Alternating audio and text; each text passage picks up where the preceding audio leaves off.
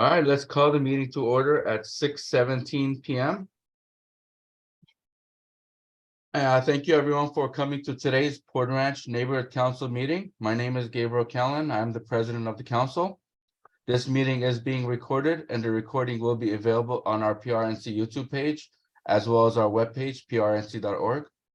All meeting attendees will be automatically muted when they join the meeting. Attendees may address the board in one of two situations: comment on a board agenda item or provide a general public comment. After each agenda item is read out loud and before a board vote is taken on that item, if any, I'll ask if any member of the public wishes to address the board regarding the agenda item being considered.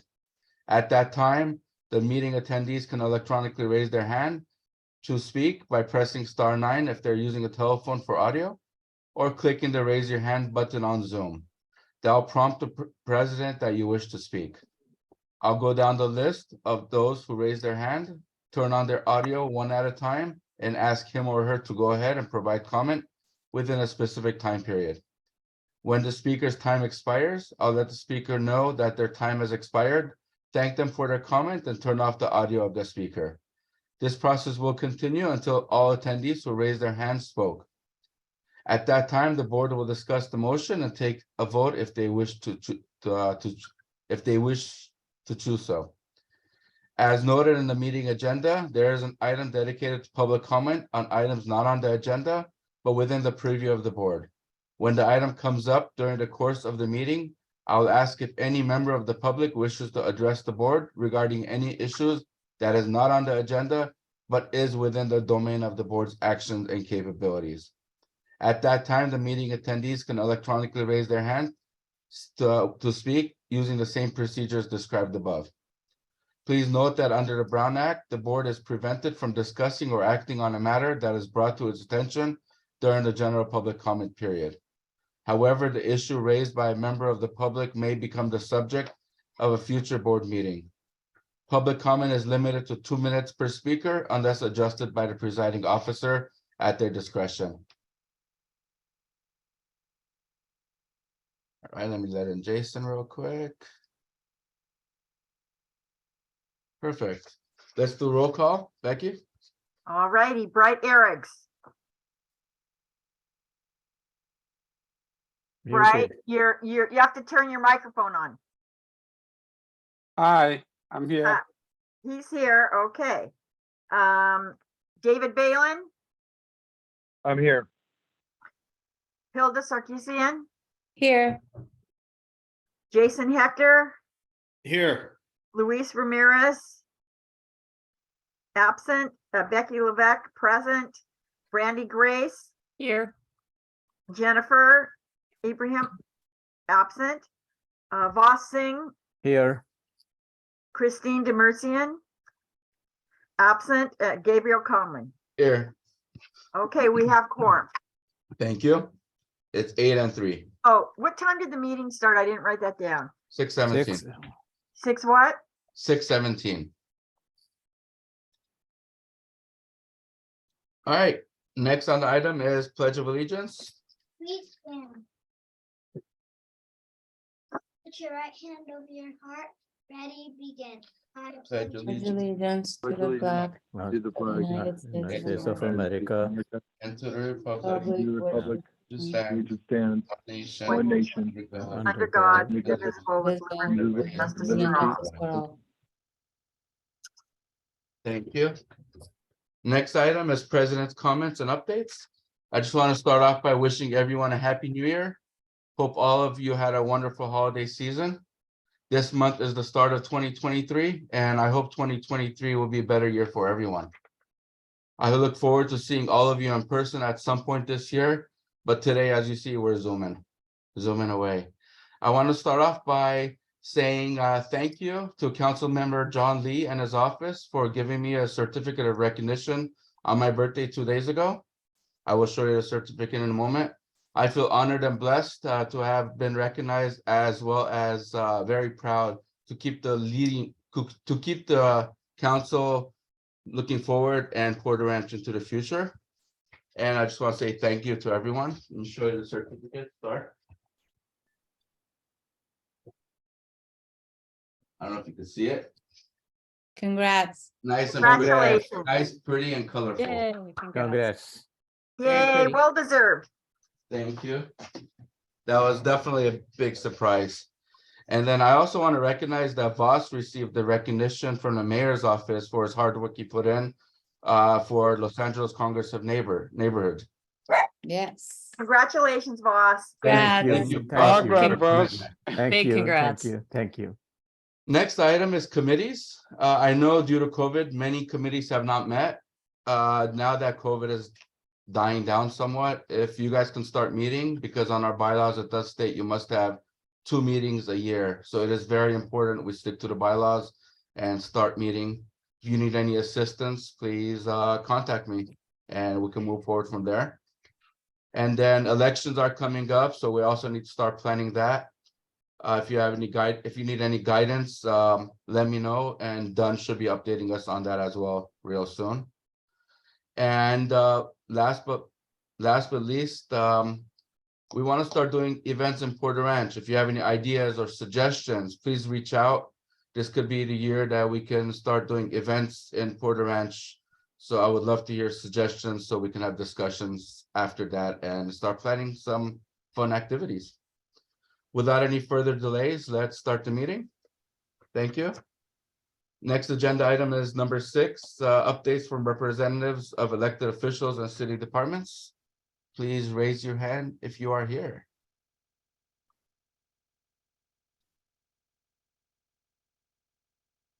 All right. I got Jenna Sickenius, is that right? I'll bring you in.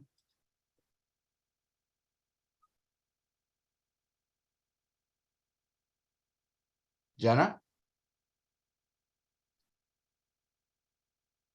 Hi, Hello, how are you?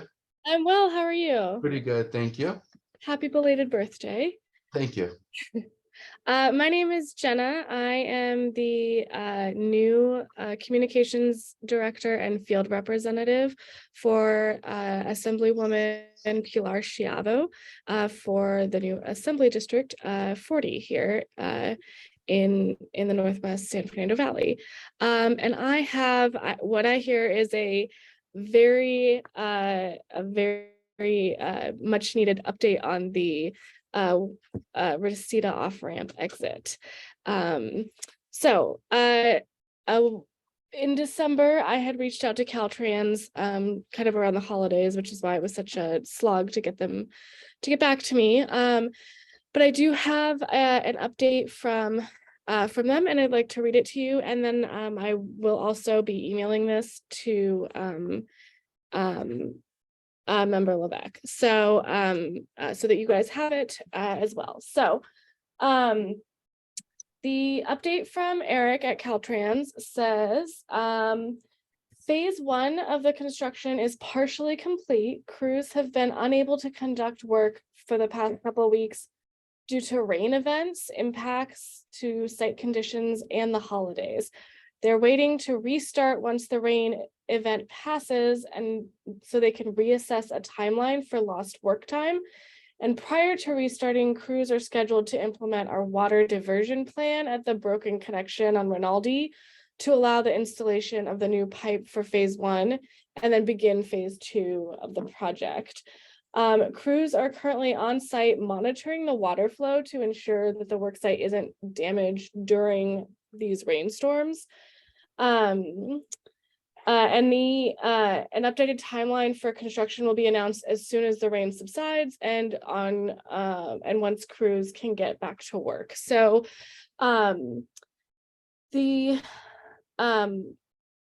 and I did go back to the original PowerPoint that showed the original goal for the completed project was the end of January 2023. So I think what they're saying is there will be delays. They're just not quite sure what they will be at this point due to the month of rain we've had. Thank you, Jenna. Does anyone have any questions or comments for her?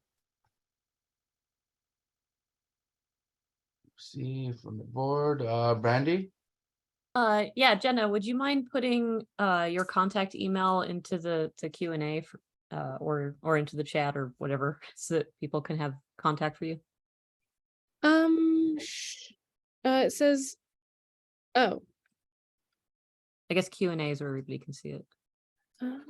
okay, yeah.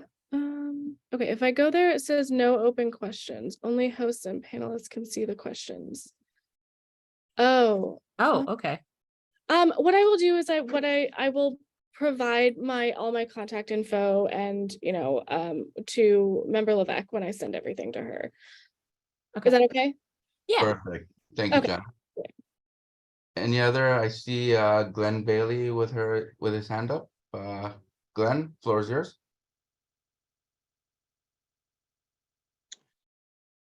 Thank you, Glenn Bailey. Thanks, Jenna, for that update. When I last checked the Caltrans website, they have project completion showing as March 31st. I realize this is a moving target, but when you speak with them, if you could make sure that their website is accurately reflecting the situation, maybe they put in the worst case scenario, I'm not certain. Yeah. But that's what it currently says. And just for the record, when they made their presentation to Porter Ranch Neighborhood Council, I believe it was in September, right prior to the October beginning of the project, they indicated that the project would be completed by the end of the year, which means the end of December.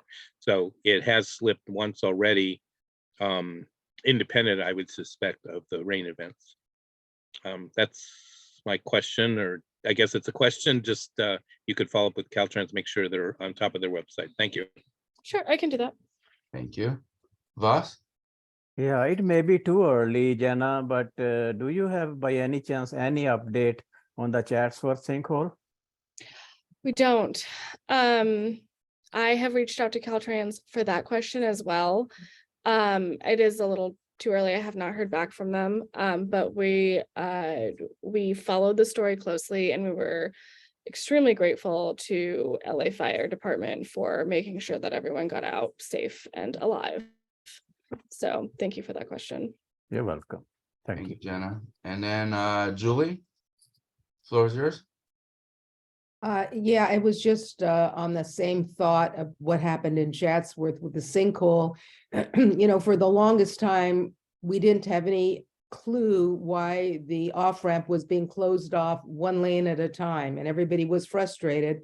Of course, we found out that there was a sinkhole. Can you imagine if they hadn't found that out? So even though we're waiting a very long time and it may go into March or later, I think that we all appreciate at the end that it will be safe, because think of all the years we have been using that off-ramp. I know I've used it for over 40 years, and knowing that it could have been a catastrophe like Chatsworth. Thank you, Julie. All right, any other questions? I don't see any other questions. Thank you. Are you going to be sticking around? Yeah, I can stick around for a little bit. I do have to go. I can't stay the whole time, but I can stick around for a while. Sounds good. Welcome. Thank you, Jenna. Next, I got Colin Cruz. Floor is yours, and then it'll be Charles after that.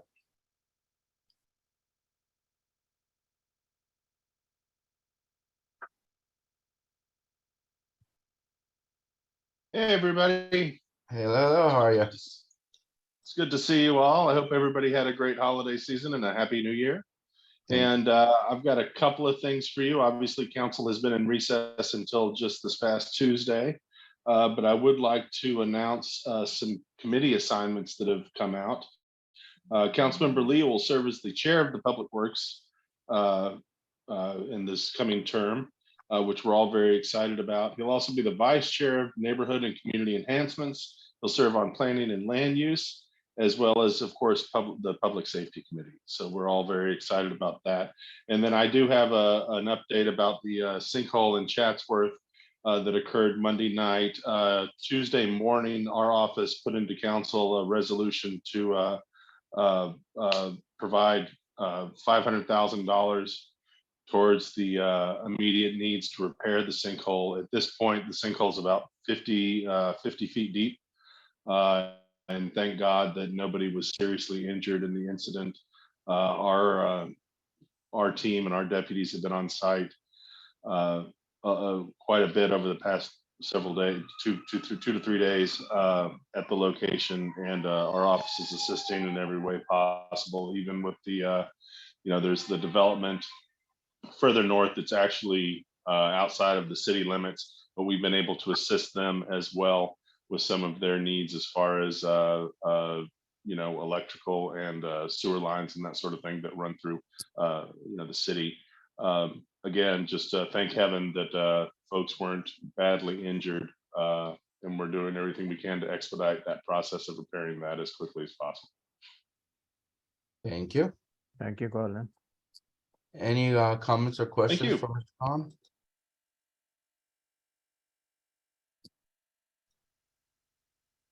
No questions, no comments. Wow, you got off easy today. I Happy guess so. holidays. Happy holidays. It's good to see all of you. I'll be You around got tonight, you. okay? If you We need have me. one, and you got one. You got Okay, one from great. Mike Vendetta. 1 second. Happy Fantastic. holidays. Good to Mike, see you, floor Becky. is yours. Hey, Colin, how you doing? I'm well, sir. Hey, did you ever hear anything about the San Fernando Valley Council of Governors? They're going to have a meeting tomorrow that they may reinstitute the COVID standards and no in-person meetings again. Mike, I'm not aware of that. I'm not familiar with that. No, sir. All right, I was just curious. Good to see you. Take care. Happy New Year. Good to see you. Thank you, Mike. Happy New Year.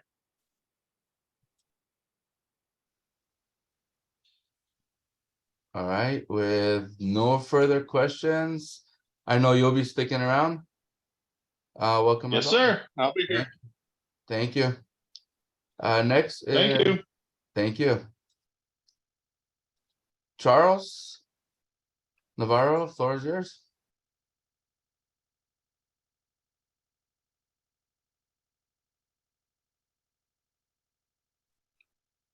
Can you hear me? Yes, we can. There we go. Welcome. Hey, Gabriel. Hey, everybody. How you doing?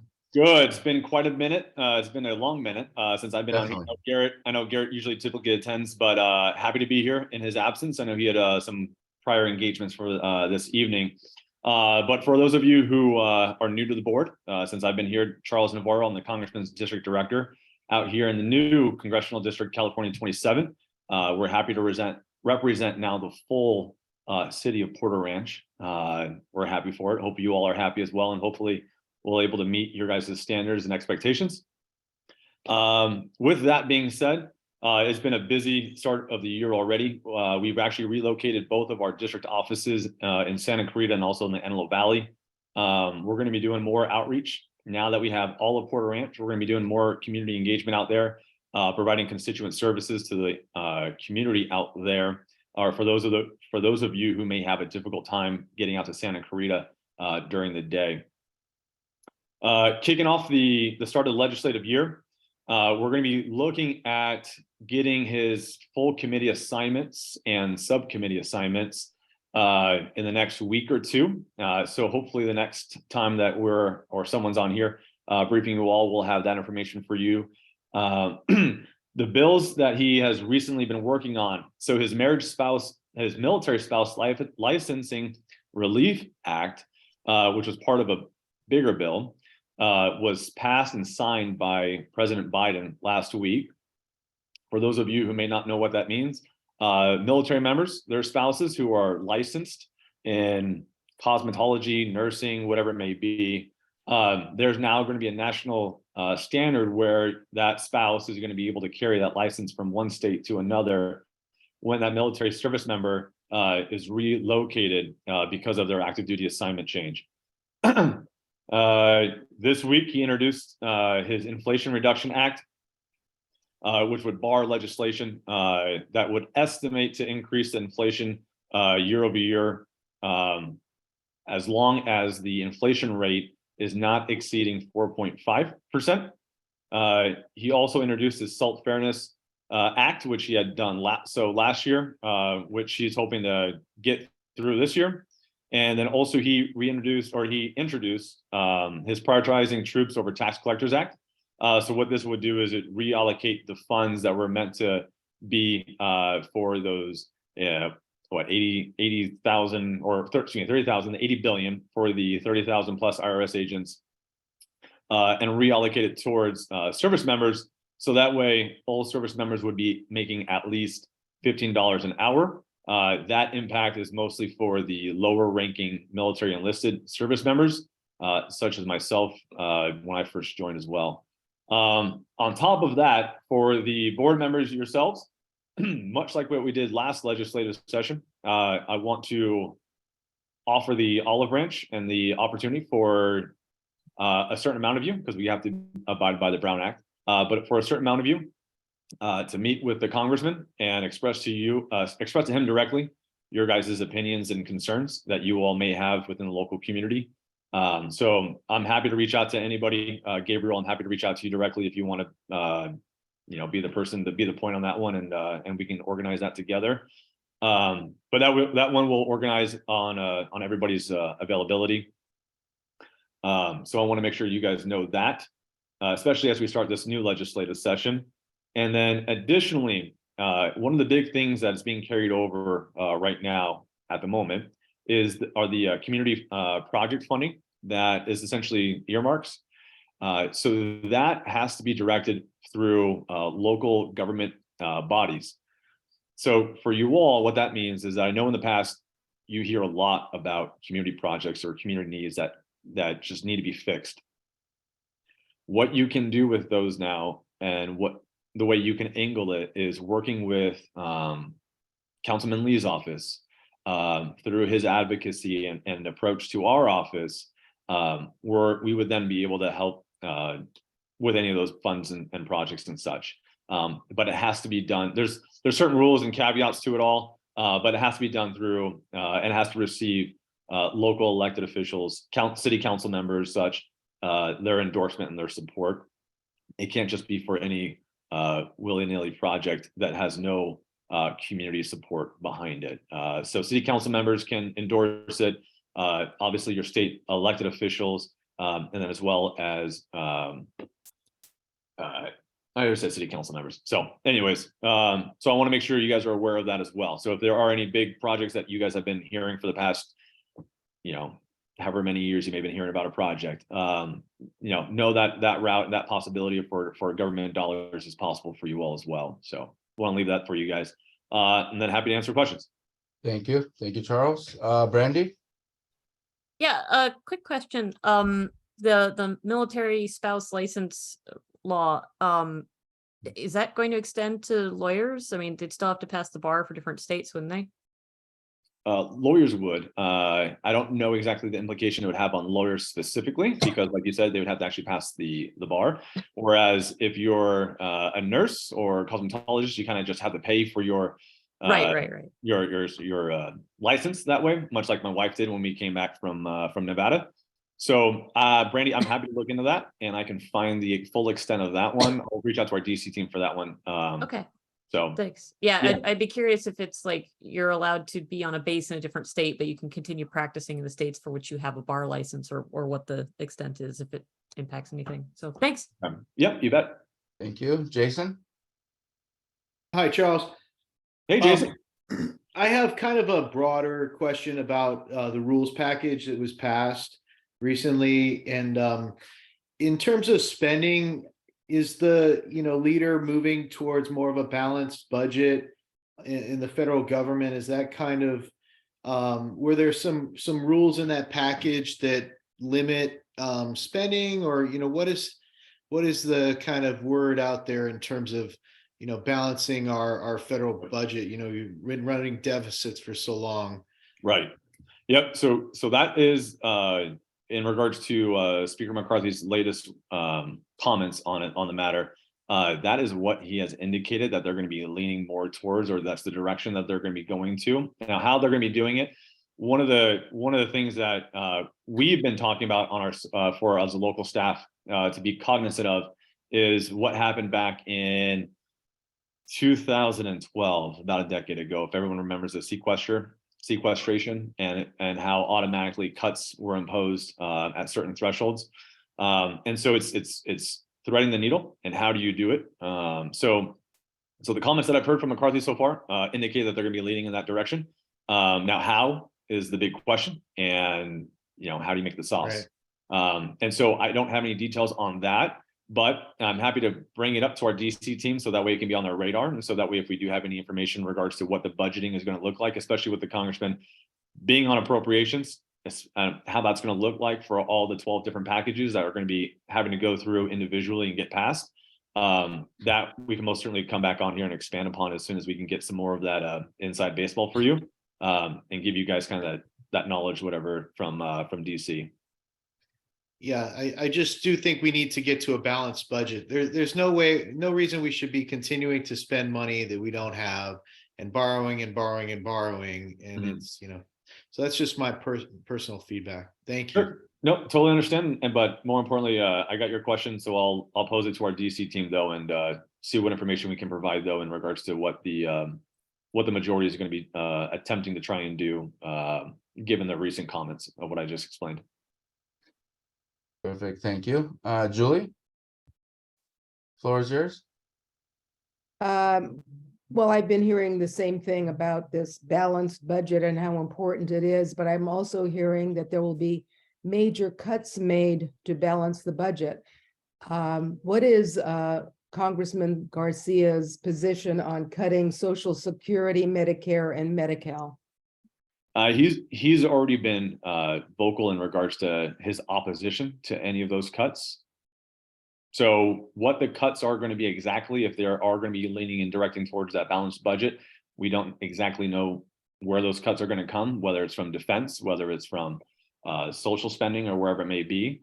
I don't know that, but to your pointed question though, in regards to Social Security and Medicare, he's already come out saying that he is not going to be supporting any of those.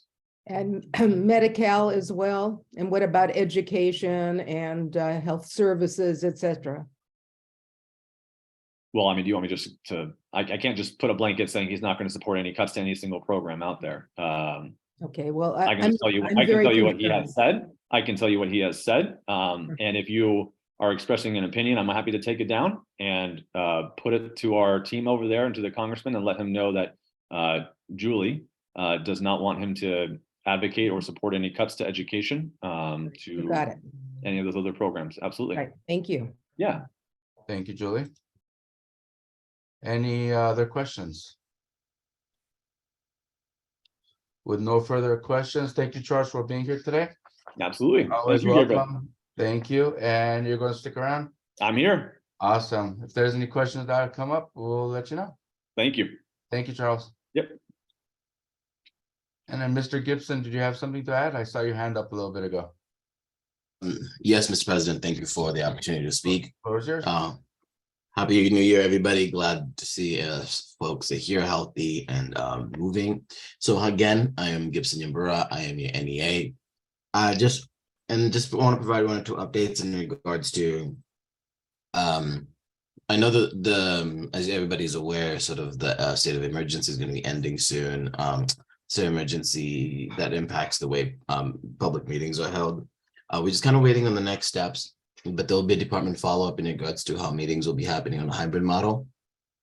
This is in accordance with Assembly Bill AB 2449, as to how a hybrid model will be working for neighborhood councils and how they'll be taking actions for that.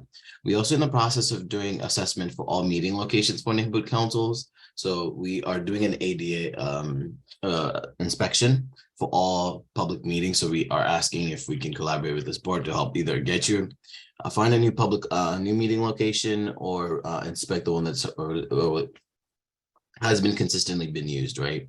And I think that's one of the key things that we are trying to make sure that we do before in-person meetings occur.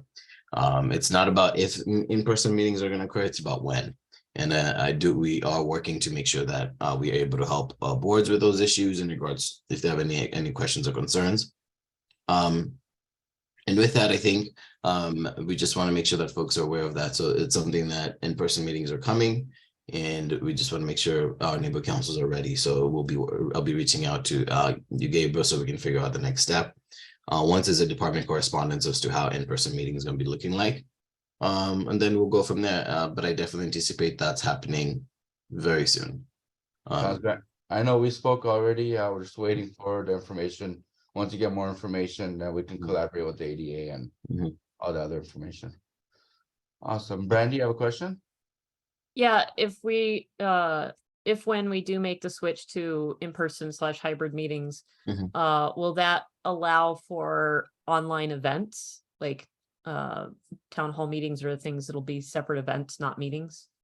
I don't think that's going to be restricted in terms of online events. It's not going to be restricted as far as the board takes action and takes a vote on it and something that the board wants to do, then that should not be a problem.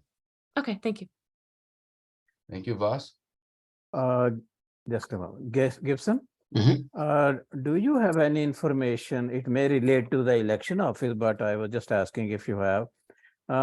They were inviting volunteers for the grievance panels to handle the complaints from the elections going to be held, and 2 reps from the neighborhood council and 1 from election office. Do you have any update on that formation? I do not have in regards to that one. I'm hoping to see if one of our colleagues from the city clerk is in the attendees, so maybe they'll be able to help answer that question. I don't have a good answer to that question. Okay. But I can follow up in regards to that. Thank you. I know this is something had been mentioned by one of the stakeholders. It's just that we should make sure we provide public comment on non-agenda items because I did not see that motion on the agenda for tonight's meeting. Okay. Thank you. Jason? Oh, what is the deadline for getting the ADA compliance check completed? Do you guys have a deadline for that? Because Yes, the deadline had already passed. It's just that we are almost halfway done. We are at 16 neighborhood councils have done their ADA inspections.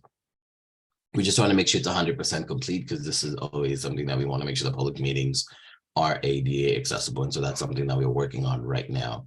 The deadline did pass, but we do need but we are in need of our boards to complete them. So we're still consistently asking if we can do the inspections right now. And then maybe Gabriel has the most update because I know he's working on this thing, but where are you at? We were talking about the schools and we were talking about other locations, the vineyards, and then I think even Shepherd was mentioned. Can you give an update? And maybe if we create our own deadline, it would be a good idea. You know, the deadline has passed, but I'd like to see this get taken care of. The situation, Jason, is the fact that if it's hybrid or not. If it's hybrid, obviously we can't meet at the schools because the schools have bad internet. Also, the problem is with the schools is our 10-year deadline has finished, the contract between PRCS and the community. So we have to go through LAUSD to apply, pay every meeting to be able to use the school. I'm working with Councilman Member Lee's office to see if they can provide us or help us get access to the vineyards, and also potentially either the Korean church or any other location. So I should have more updates soon regarding it. Yeah, So and the fifth schools shouldn't be charging. I don't believe that they do charge. They used to in the past, but Scott Schmerlson, as far as I know, says they're not charging. But yes, with the internet, I think we ought to be focusing on the churches and the vineyards. Exactly. first. Exactly, especially if it's going to be hybrid. If it's going to be in person, it wouldn't matter. But if it's going to be hybrid, then we definitely need somewhere that has full access to the internet. So Yeah. that's what I've been working with Mr. Gibson and other departments. Yeah. Okay. Thank you. Thank you. I will keep you posted though, Jason, 100%. Gabriel, I have my hand up. Go for it. Floor is yours. And Yes, this is David Balin. I am calling in this evening. So what I can update you on is the vineyard is, we can utilize the vineyard. The Renaissance Homeowners Association will be holding our meetings at the vineyard moving forward. So if you want Gabriel work with me, I'll introduce you to the team over at Chappelle, and I don't think it'll be an issue. Matter of fact, we'll be able to take over the whole upstairs community room. Sounds good. I appreciate that, David. All right. Thank you. Thank you. Randy? I just wanted to put in a +1 for doing the vineyard. As much as I appreciate all of our local churches, I feel that there could be some issues for some people if we are consistently having government meetings in a religious setting. So I think the vineyard is more neutral. Thank you, Randy. Just And in also- addition to that, Sorry, oh, Gabriel, one more thing. On that one, we can utilize their services there. So we would be able to still do a hybrid for the homeowners that would want to still call them and envision and be able to look via Zoom. At the We do both. vineyard. Correct. Yep, you got it. Bye-bye. Thank you. Becky? Hi, thanks. Gibson, I just wanted it's taking a long, I'm sorry, are you okay? Yeah. It's taking a long time for in-person meetings. Been a long time. And now there's all these roadblocks and all of these things that we have to apply for. We have less money. There's a huge disconnect going on between the community. And, you know, one of the things that I've really noticed is, I'm not sure, but we're neighborhood councils. We represent the entire city. And I'm not just talking about Porter Ranch. And I'm very surprised that there hasn't been outreach to the neighborhood councils from our newly elected mayor. Because I think going through us, you reach the entire city. I know that bringing people together in person is really important. We haven't been able to meet in person for a long time, and now we're putting up all of these roadblocks. We're asking for more money for us to do this and that. I kind of feel like we're being kept apart for some reason. And I think that I think that Jason had brought this up. We need the extra money. We're being asked to spend more money, and we have less money to spend. So just, you know, keep that under your hat. Those are just my feelings. Thank you for listening. thank you. Thank you, Becky. Gibson, you want to add anything? Just I lost my train of thought. I was just going to mention that if we're going to be meeting in a religious setting, there will be sort of a guidance of maybe having religious symbols be covered up. So I don't know how we'll be able to walk into that conversation when it comes to meeting in a Okay. religious location, just as a heads up. Definitely. And Thank then you, Gibson. I got a question from John and Michelle Hales. Floor is yours. Yes, thank you. Gibson, I'd like to share something with you. My wife and I have been to 312 now meetings over the past 2 years. Mhm. And when we discover something new and exciting that pertains to what's going on, we want to share it. But I'd like to share with you is this past week, there was one of your partners, if you will, that told the particular neighborhood council that this is the last time they're meeting via Zoom, period. From now on, it's got to be in person. They're all standing there, their mouths all dropped, and said, well, wait a minute. That's one. And two other ones we went to, these are all new people that have come in the past 6 months to your group. They're all singing a different song. Now, the general manager spoke pretty clearly that until she gets it clear as a bell, she's going to announce it, but she's going to try to give everybody enough time so that they can manipulate, do whatever they have to do what they've got to do.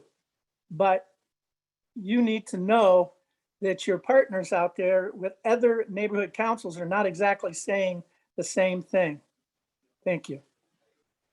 Thank you for that information, Mr. John, and I think Mr. Hills just also just to add on that. Once everything is finalized, there will be an announcement in regards to how public meetings will be occurring. We're still going to be meeting to Zoom even in February. Let's just put it once there's other updates, there will be department guidance, and I'll make sure this board is well informed as a uniform language as to how we'll be moving forward. Because there's a couple more extra inputs now moving forward when it comes to public meetings. So let's just go on the assessment that it's still virtual, but once there's a department correspondence, then we'll be able to go into the next step of meeting in person. Thank you. I really hope the city is taking consideration that they'll be sending someone to set up these rooms, I'm assuming, to go hybrid. In regards to the equipment and all that? Yeah, equipment and all that, exactly. We don't have enough money to buy equipment, obviously, so I'm hoping the city's thinking about this before they come up with such a crazy idea? I think it's a combination of making sure that it's clear that meetings can happen virtually as well. So how does the neighborhood council have the tools to make sure that if they want to incorporate an online element, how does that happen? At the moment, the department is trying to figure out if there's going to be additional funding from the city, but this is something that neighborhood councils may end up having to pay for the cost in regards to getting the situated equipment and all that good stuff. But it's a conversation we've been having in terms of how can we alleviate the cost for NCs, but at the moment I don't have a good answer to that question. Sounds good, thank you. Well, we'll talk about it offline. Any other questions? Comments? Thank you, Mr. Gibson. Let's move on to the next agenda item, which is updates from LAPD Devonshire senior lead officers. I do see Efron Correll here. Let me bring you in.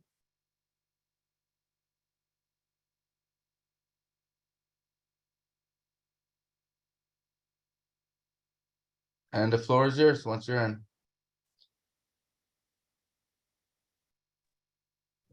How you doing? Happy New Year. Good to see y'all. Happy 2023 to That's y'all. So just wanted to jump in here and wish you all a happy new year and just tell you that your police officers are working really, really hard for you. We'll go back to like November when we started our holiday plan just after Thanksgiving. The holiday plan for Devonshire Division consists of pumping as many police resources into the Porter Ranch Vineyards, Porter Ranch Town Center, the mall areas, and all along, our business corridors to try to reduce the issues and concerns which goes along with the holidays, like, theft from businesses and stuff. So we've been really successful for the past month, all leading up to past Christmas there. We did really, we actually did a really good job, and to the point where Councilman Lee also provided us with neighborhood service enhancement funds. So we were fortunate enough to put some footbeat officers in and around the Porter Ranch and Vineyards and also the mall as well. So we have footbeat officers walking the beat all along those retail businesses to help with the reduction of crime. So kudos to our councilman. He provides a lot of city, funds and resources to Devonshire Division, which we utilize those funds and putting out overtime details to help us with crime suppression details, from trying to reduce everything from our residential burglary problems all the way down to our issues and concerns dealing with people experiencing homelessness. So our councilman is doing a really good job and trying to get, extra police resources out there on overtime basis. And, the crime reduction is continuing, to help us out in that way. And if you just drive around Council District 12, you see firsthand, if you, once you drive through our council district and you drive into another council district, you'll see the issues and concerns are a little bit more visible with the issues and people experiencing homelessness. So we're working hard to making sure that our homeless individuals are getting the resources that are out there and holding them accountable when they're not doing what they need to be doing and they're breaking the law. So your police department's busy. We're nonstop, and we've done a really good job. Actually, I'll tell you right now, in the Porter Ranch area, so in the past 2 weeks, west of Tampa, north of Rinaldi, we've had 0 crimes for 2 weeks. So that shows you that those resources and those dedicated, crime suppression details, they're working. So a lot of it's done on an overtime basis, but a lot of it's funded by our councilman. So when we're down police officers, citywide, we have to do what we can to try to, increase the visible presence of our law enforcement in the community. So that's what we're doing. Our captain is real proactive and working directly with Councilman Lee. So there's a lot of positives that's going along here in Devonshire Division. So I just want to jump in here and say, there was some people thinking that, that I was working in the Reseda area or something like that. And that what has to do with is we're down one senior lead officer in Devonshire Division. So there's one absent. So we're all pitching in, and I'm doing a lot of work all in the Reseda area and all over the Devonshire Division, because we're all pitching in to try to eliminate the issues that are going on when someone's not working those problems for the Reseda area. So we're all pitching in, we're trying to help out and stuff like that. So there's some people were a little confused with the fact that, I'm not Porter Ranch Chatsworth. No, I'm Porter Ranch Chatsworth. I'm never gonna be anything else until I retire, and that's a long ways away. So I'm your SLO, and if you ever need anything, I already put my information in the chat room. Please call me, text me, email me, anything of your concerns, and I will do anything and everything to help and address those issues for you. So that's basically all I have. And I'm sure there's probably some questions coming my way. Thank you. Jason?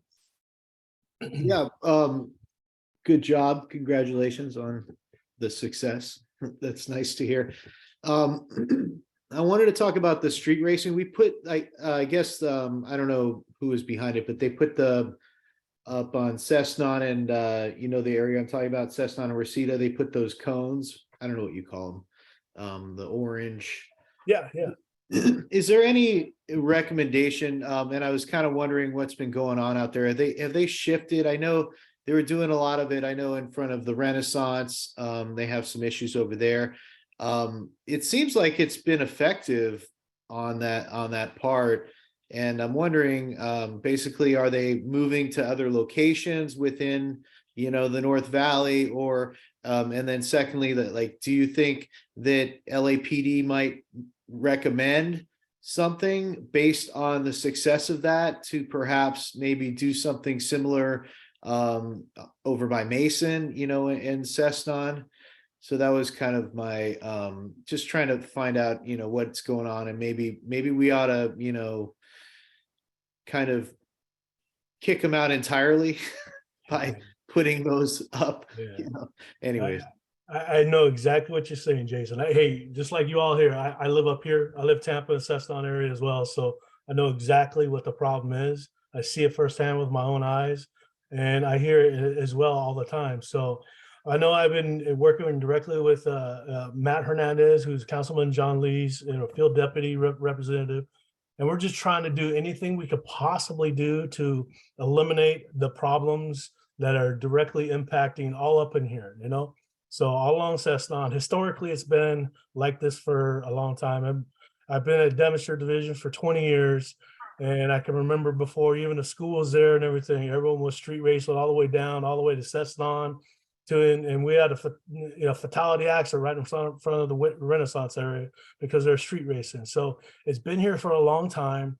It's not going to go away anytime soon, but doesn't mean that your police department is not working. We have a street racing task force out of Valley Traffic Division, which is working hand in hand with us. And this directly impacts, not just the street racing, but, the street racers, they gravitate to the Porter Ranch Town Center. And they hang out there. They're like 250 strong, parking in the parking lot right by the In-N-Out Burger. And it really directly impacts our businesses and our retail businesses and around there. So we've gotten on board with the security team there at the Porter Ranch Town Center and Vineyards, that anytime they see any hint that the street racers are rolling in, they call it in. We respond in force. We get the helicopter up. We contact California Highway Patrol, and they respond as force as well, and it kind of shoos them out. So the thing is they're so hard and very, very unpredictable. They don't share their information over social media, so they're really difficult to pinpoint what days or when they're going to be and when the organized street racers are actually going to be out there. But we have a task force which is very small. Before it used to be like 20 officers. Now it's like 3. But they're devoted and they're dedicated to helping us out, and they've done a really good job up here. That's the reason why You don't see it up here as much as possible, you know, as it used to be. You know, every once in a while you'll see over there right by the park, Cessna east of Porter Ranch, you know, our motor officers will be parked right there waiting for them to roll by, you know. So I've seen them many times there and I'm like, yeah, baby, it's working. Yeah, You I haven't heard much at all. So Really it's working. So, and that's the key, is just to have the visible you know, police presence up in here. And I know the problem is a lot of, you know, the constituents that live up here as well, because I see it with my own eyes. They live in my community, and you know, they're up here doing their things and their twirlies as well. And that was one of the things that we're trying to do with the Councilman Lee's office, is exploring options of trying to put like rumble strips or a center, you know, center divider to break up the 4 lanes of travel, rather than having, you know, which will eliminate the donuts that are going along in and around the area. So he's willing and trying to help us out with anything we can possibly do. And it's working, but it's never going to go away. I've been here 20 years and it's always going to be a problem up here, because historically everyone comes here to do exactly that. So the key is our quick response, shoo them to other parts of the city. They always end up in Foothill Division over there in the Pacoima area, you know. So yeah, we're trying, and you know, with a little bit of resources that Devonshire does have, you know, we're pretty effective once we do figure out that they're out and about and trying to do exactly what they're doing. So, but thank you, Chief. Appreciate that. Yeah. Thank you. Becky? Yeah, good evening, Efren. How are you? Good. Thank you, ma'am. Appreciate you. Yeah, thanks. Okay, I have 3 things. I'm just going to make it fast and you can address it however you want. The first one is a whole lot of new law. Hilda Sarkeesian and I last night went to the basic car meeting with John and went over several things. One of them is if you could address the new laws, and a lot of the new laws that came into effect on January 1st deal with car racing. And I know that John Lee was very instrumental in getting some of those laws changed or enforced, so that they had something to enforce the people who are racing those cars. The second one is if you could give us an update on the residential burglaries, the rings that are going on. I know that there's 0 west of Tampa, but what about east, where a good part of our neighborhood council members live? And do you have in-person basic car meetings for your basic car at this point, or are they all online? And that's it.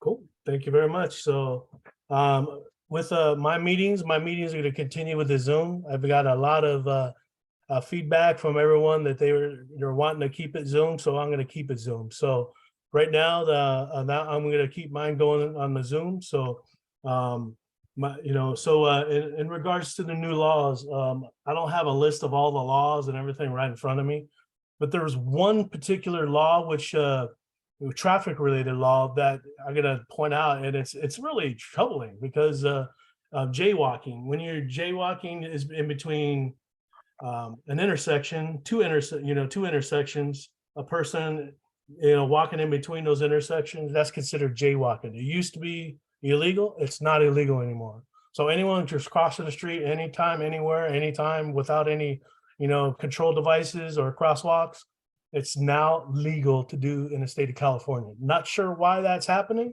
because pedestrian accidents in this city, in the state of California, is really, really troubling. Those numbers are pretty up there. So not sure what our lawmakers were doing in regards to that, because if a primary collision factor is a person in the middle of the road and then someone's driving, they hit them, who's at fault? So it's really difficult to think that would be now legal in the state of California. So just be mindful that not all laws are good laws that are changed, you know, because those ones are there for a reason, to protect people from being victims of being hit by a vehicle in the middle of the roadway. So and in regards to the overall stats, so for the past month in Devonshire Division, there was a total of 52 residential burglaries in Devonshire Division. All I have, sorry, Becky, I don't have anything to the east of me. I just pulled everything to the west of Tampa. There was 2 residential burglaries in the last month in Porter Ranch and 7 in Chatsworth. So 52 total in Devonshire Division in 1 month's period. That shows you that there's a problem. People from other parts of the city are coming to our neighborhoods and breaking into our homes. So do what you can to make sure you protect your homes, lock your doors, be a good, neighborhood watch. And if you need, establish a neighborhood watch or, in your community, get a hold of me. Let's do it. Because if you see something, you need to say something and report it to the police.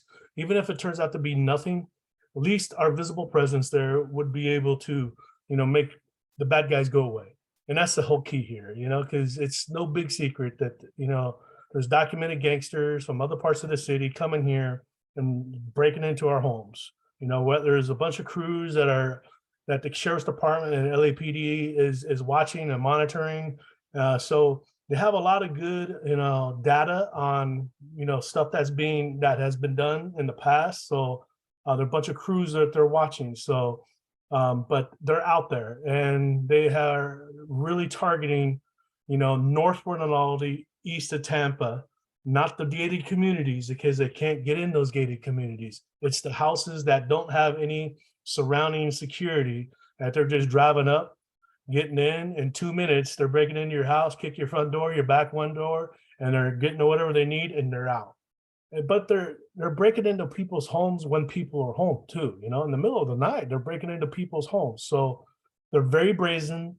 And, we just don't want anyone to be a victim, when in your own home. So, please be mindful, be a good neighbor, keep watch out for everybody and do what you can to protect your property. So that's all I have with that, Becky. Thank you for those questions. Thank you. Thank you. Thank you. I do have 2 attendee questions. First one is Lori, floor is yours. Happy New Year, everyone. Happy New Year. I am one of those unfortunate people who's very frightened of the residential burglaries, along with Jason and Becky. I live north of Rinaldi and east of Tampa, and I have heard some very frightening stories as to people being home when the break-in occurred. I have a question because Becky did get the update on the residential burglaries, but I do have a question because this was, I believe, told to us by our neighborhood watch captain, that one of the teams that you're aware of is 3 people, males, with sometimes a female accompanying them. And the report is that they all 3 have ankle bracelets. My question is, how can they be out and about with those ankle bracelets on and not be tracked by you or caught?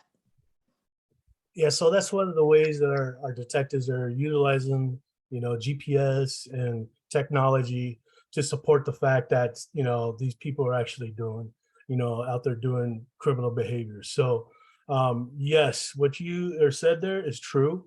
And yes, our officers and our detectives are utilizing that data to follow up in order to, solve some crimes. So yes, is what you said is right on, spot on. So, but that's a way for our detectives to track people and also make arrests and put people specifically in certain locations when certain things happen. So yes, definitely.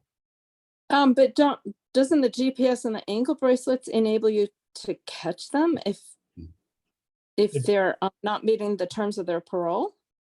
Well, that provides GPS data where they actually are. And, so it takes time to get that information. When our detectives, utilize, their search warrants order to gather that data, they have to get it legally in order to, further and resolve the crime. So, but it takes time to get that information. So, Okay. that's through the state parole, that's done through probation, that's total different, 2 separate entities rather than LAPD. We just can't go to our computers and pop it up. So Okay, that makes sense. yeah, it takes time to get that information, but it eventually, gives our detectives tools to help them out. Okay, one other, this is not a question, just a thank you. I believe it was 2 weekends ago. There were police helicopters and 6 police cars tearing through my neighborhood, and apparently it was a false alarm. And all of my neighbors and I were calling and texting each other and locked in our houses, wondering what was going on. And We were very disappointed when we heard it was a false alarm, but hey, thank you for that response. Well, We- yeah, We were hoping you would catch those guys if they were in the middle of it, but your police officers are armed with all this information, just like, I've been telling you all, and you all been, watching through social media, and they know it's a problem. So anytime the calls like that come out, and that's considered like when someone breaks into your home and you're there, that's considered a hot prowl is how we consider that. So that's a very high priority call, and it gets a lights and sirens response because people are in danger in their own homes. So you're going to get everybody to respond, including the helicopter, in order to make sure that we catch these bad guys before they harm anyone in their home. So our officers know exactly what's going on. And anytime that something comes out, that's why it's so important that we get tipped off, by someone real quickly that someone's breaking into a home. If you're right across the street, you see something, say something. That way we can get our troops going right away.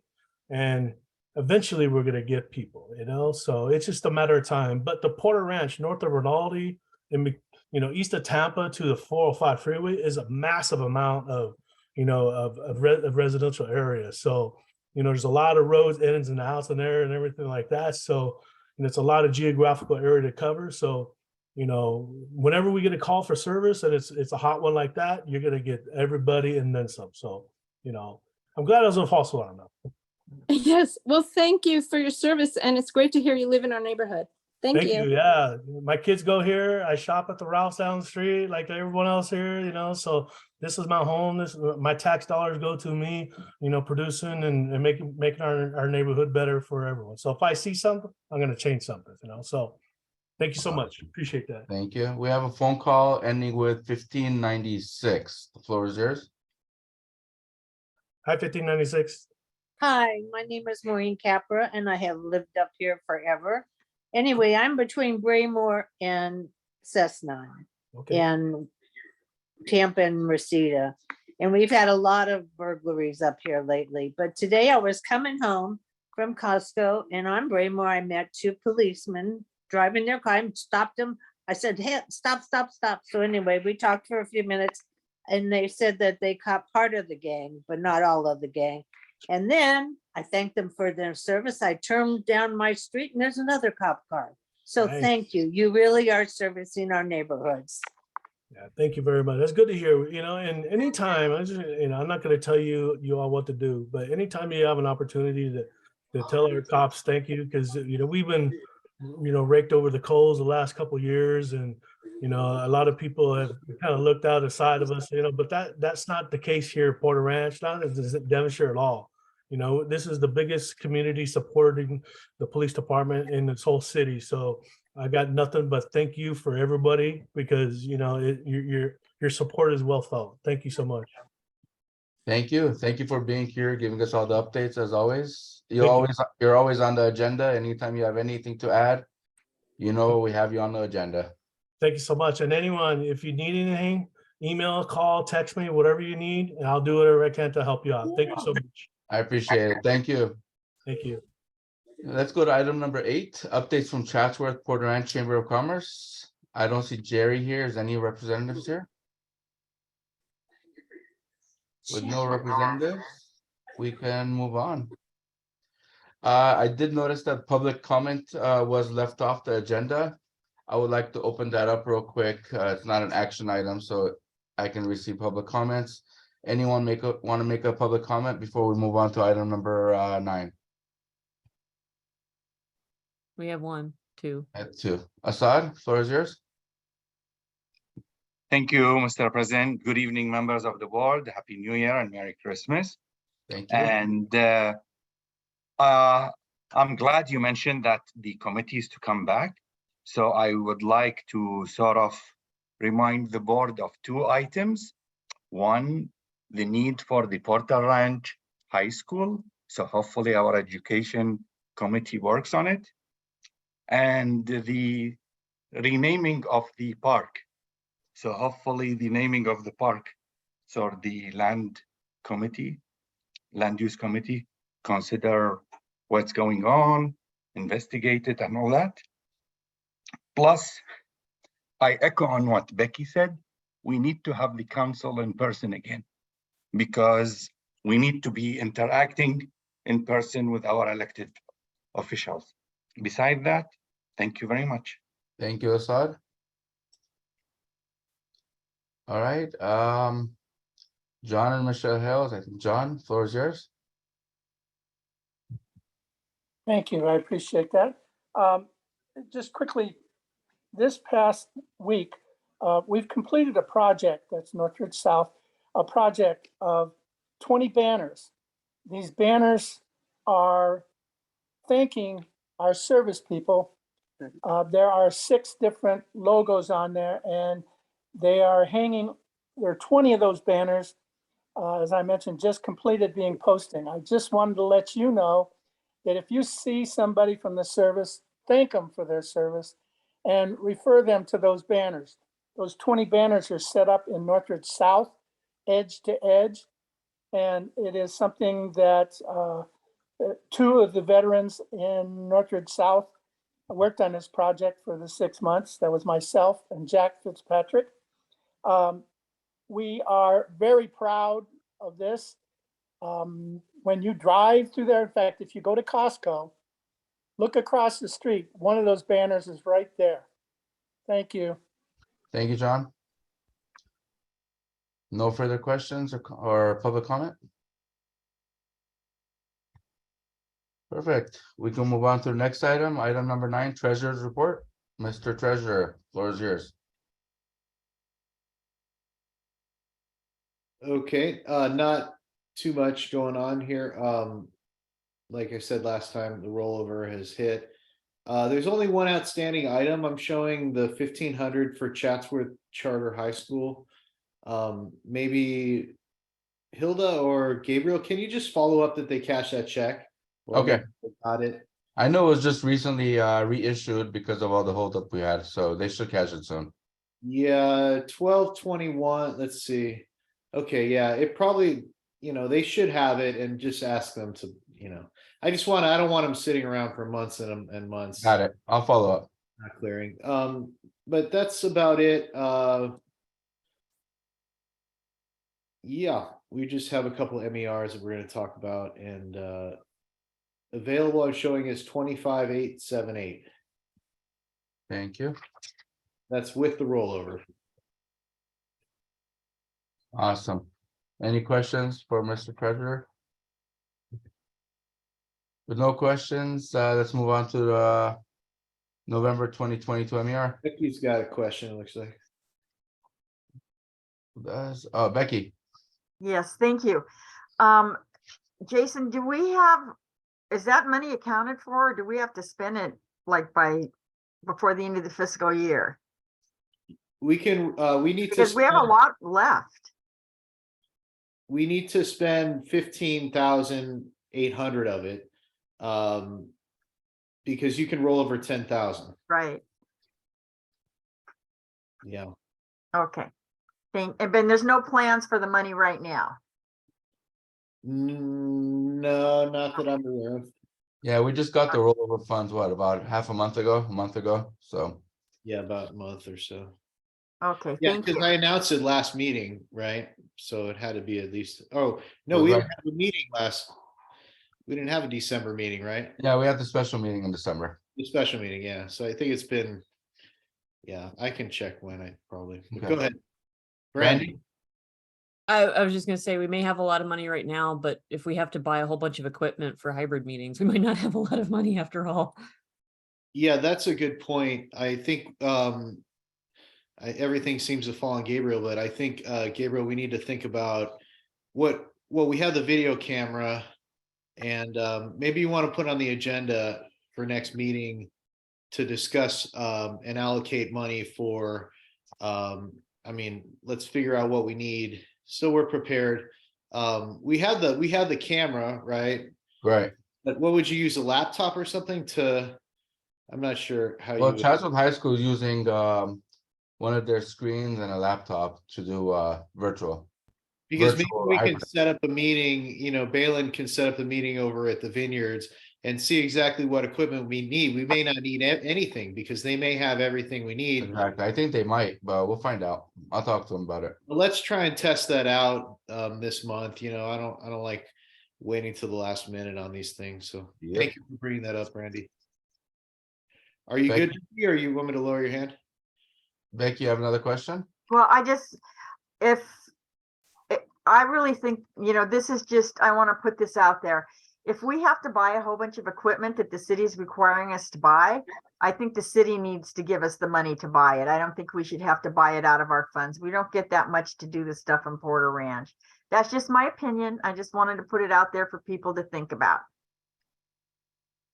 And Jason, thank you for everything. You're the best. You're the best, Becky. All right. Let's move on to item number 10. November 2022 MER. Can you pull it up on the screen, You Gabe? got it. Thank you. One second. I don't think there's anything. Oh, let's make it bigger. Look like a lot of let's see. Apple one, Windy. There we go. Can you see it? Yes. Okay, so scroll down. It's all just regular stuff. Yeah, let's see. The renewal for the Microsoft storage rental. This is the HostGator, that's for the server. Solid 1,000. And then oh, Windy, Apple one. So The rest is just documentation. yeah, you don't need that.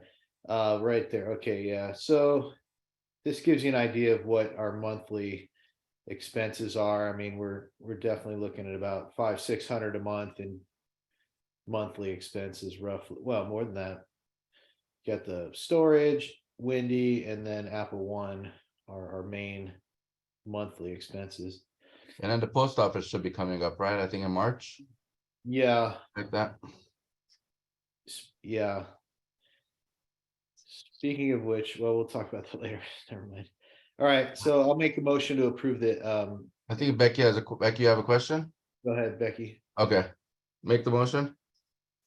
A motion I'll to second it. the November MER. And who made the second? David David Balin. Balin. David. All right, you want to call the vote, Becky? You're muted, Becky. Not got- like me to mute myself. What can I say? Okay, Bright Eric's. Wait, before you have a raised hand in the participants. Yeah. You wanna I put it do? Let me check 1 second. on the board. Laura. All right, we'll let her. Laura, the floor is yours. Hi, I live here in Porter Ranch, east of Tampa, north of Rinaldi. I started a neighborhood watch a few years ago on my street, and I had to pay for the signs, for the neighborhood watch signs, which I was happy to do, but I wanted to buy more. I only paid for, I don't know, like maybe a handful of signs. And I was wondering if there was excess money in the budget. I'm assuming other neighborhood watch groups might have a similar problem with cost on buying those signs, if that money could go towards something like that. I can answer that question. And this is comments relating to the MER, but just with respect to that, if you have a neighborhood watch, you can work with Gabriel on putting a motion forth to our board. That would be the process if you have some requests, but typically it's going to be a 501c3. Well, anyways, yeah, but that's kind of a public comment. We didn't have public comment on the agenda. Did you want to let her talk after we take the vote for this? We added public comment, which was the last item I had added. Okay. Yeah, so If you just email me, Laura. Okay, I'm sorry, I'm new to this process, so. We're trying to help you. We're trying to help you. We're talking about the MER right now, but before was public comment, but we didn't have that on the agenda, so we want to hear what you have to say. But I'll leave it up to Gabriel with respect to that. Okay, so yeah, if you could just publish his email or let me know where I could find his email. I'll type it in a few moments. Okay, great. Thank you. You Thank can you, Laura. also email the whole board at board@prnc.org. That's the easiest way. And it'll go to everybody. Okay, thank you. You're welcome. And then Julie? Floor is yours. Yeah. And I'm terribly sorry. I got a very important phone call just now, so I haven't followed your report closely, but just before I got the phone call, I heard that there was it $15,000 that had not been expended yet, that had to be, could you go over that again, please? Sure. The current,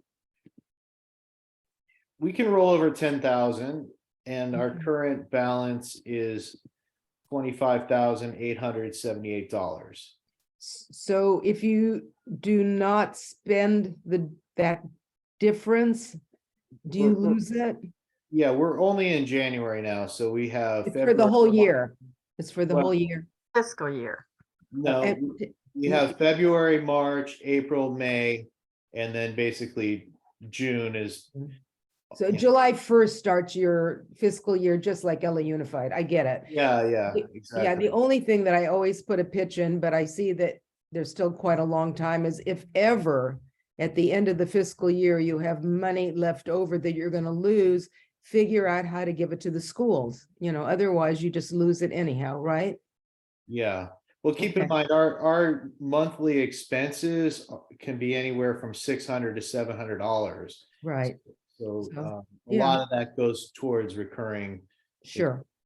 Sure. I mean, you may very well use it, but just to remember, because I remember what it was like being on the board of LA Unified, and there were certain expenditures, if you did not spend Right. them, not only did you lose them, you got less the next year. Well, we've been successful at not giving any money back to the Good. city as long as I've Good. been treasurer, which has been probably, I don't know. Forever. It's been a while. Anyway, thank you. Mhm. Thank you, Julie. All right, Becky, call the vote. Okay, did you see my hand raised or no? No, it's not up right now. It was from before. Yeah, I see it. No, it was, I just wanted to respond to Laura. As the public safety chair, I'd like to work with her on those neighborhood watch signs. So if she could text me, that would be great, as the public safety chair. Okay, so you want me to call the vote? Yes. All righty, Bright Erics? Is that a yes? He's ineligible right now. Okay, David Balin, Yes. Hilda Sarkeesian, Yes. Jason Hector, Yes. Luis Ramirez. Absent. Becky Levesque, yes. Brandy Grace, Yes. Jennifer is absent. Boss Singh Yes. and Christine is absent. And Gabriel Conlon. Yes. Okay, the motion passes. 7, 3, and 1. Thank you, everyone. Item number 11, which is the December MER. It should be on your screen right now. Can you see it? Yeah, you can go down a little bit. Okay, so storage, HostGator. Apple One, that HostGator, I think, is for 6 months, or is that for a year, something like that? Something half a year, I believe. Half a year, okay. Apple One, Wendy, keep going. Okay, so there's the 1,500. That's still outstanding.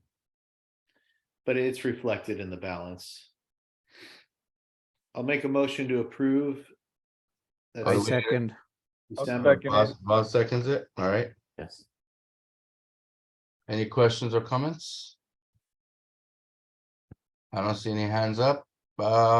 Becky, call the vote. Okay, Bright Erics, Yes. yes. David Balin, Yes. Hilda Sarkeesian, Yes. Jason Hector, Yes. Luis Ramirez absent. Becky Levesque, yes. Brandy Grace, Yes. Jennifer absent. Voss Singh, Yes. Christine absent. Gabriel. Yes. Motion passes. Thank you. Dr. Bright, did you ever complete the 3 courses? Yes, You did complete them. yes. Okay, perfect. Sounds good. Let's move on to, Just a question. yes, sir.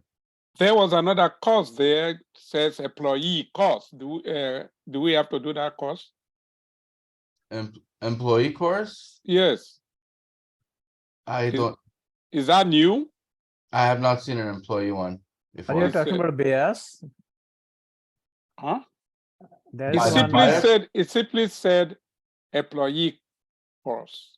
Because there is And- one that says the bias training. Are you speaking Bias about? training, yeah. Or maybe, I don't know, it is a B or anything, but that was a That while is for ago. both employees as well as the other members, yeah. What did you say? I didn't hear you. Oh, there is one LABIAS training that employees have to take, and the other like commissioner, board members, and they also have to take that one. Maybe you can talk to Gibson, he will clarify it. Yeah, how many courses do we have to do? I did 3. It's You 4 said- total. It's 4 total? 3 is the ones that we need to take. The 4th one's the bias training. Oh, okay. Perfect. Next one is, let me bring him in. Becky, you have a question? Is Gibson still on the meeting? Yes. Okay, great, thanks. All right, let me bring in Isam, 1 second. All right, item number 12, presentation, updates and questions and answers by Isam Najam on the current status of the PUC proceedings regarding the closure of Aliso Canyon Gas Facility with possible board action. And I want to introduce our former president, Isam Najam. Thank you and welcome to be here. Well, hello, everybody. Hello, Hello. long time. Hope you can hear me okay. Yes, we can. Thank you.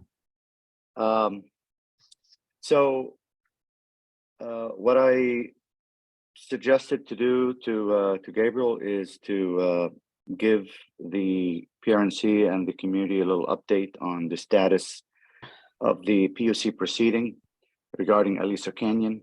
And so I prepared a little presentation that I'd like to go through, and I will do my best to limit it to 15 minutes and then open the floor for any questions and answers as you see fit.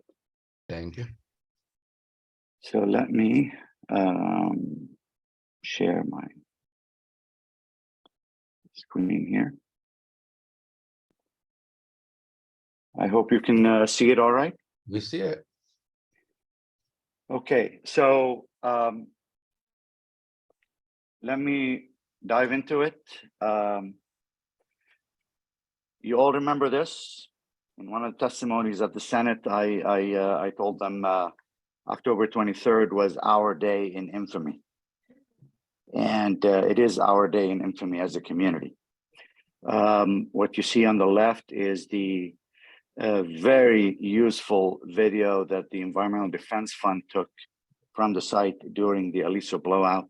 And what you see is the infrared image, because this would not be visible to any of us, but because the gas comes out at a very cold temperature, it is able to record it under an infrared image. And as you can see, it is a massive plume that came over our community for a total of 4 months while they were attempting to stop it.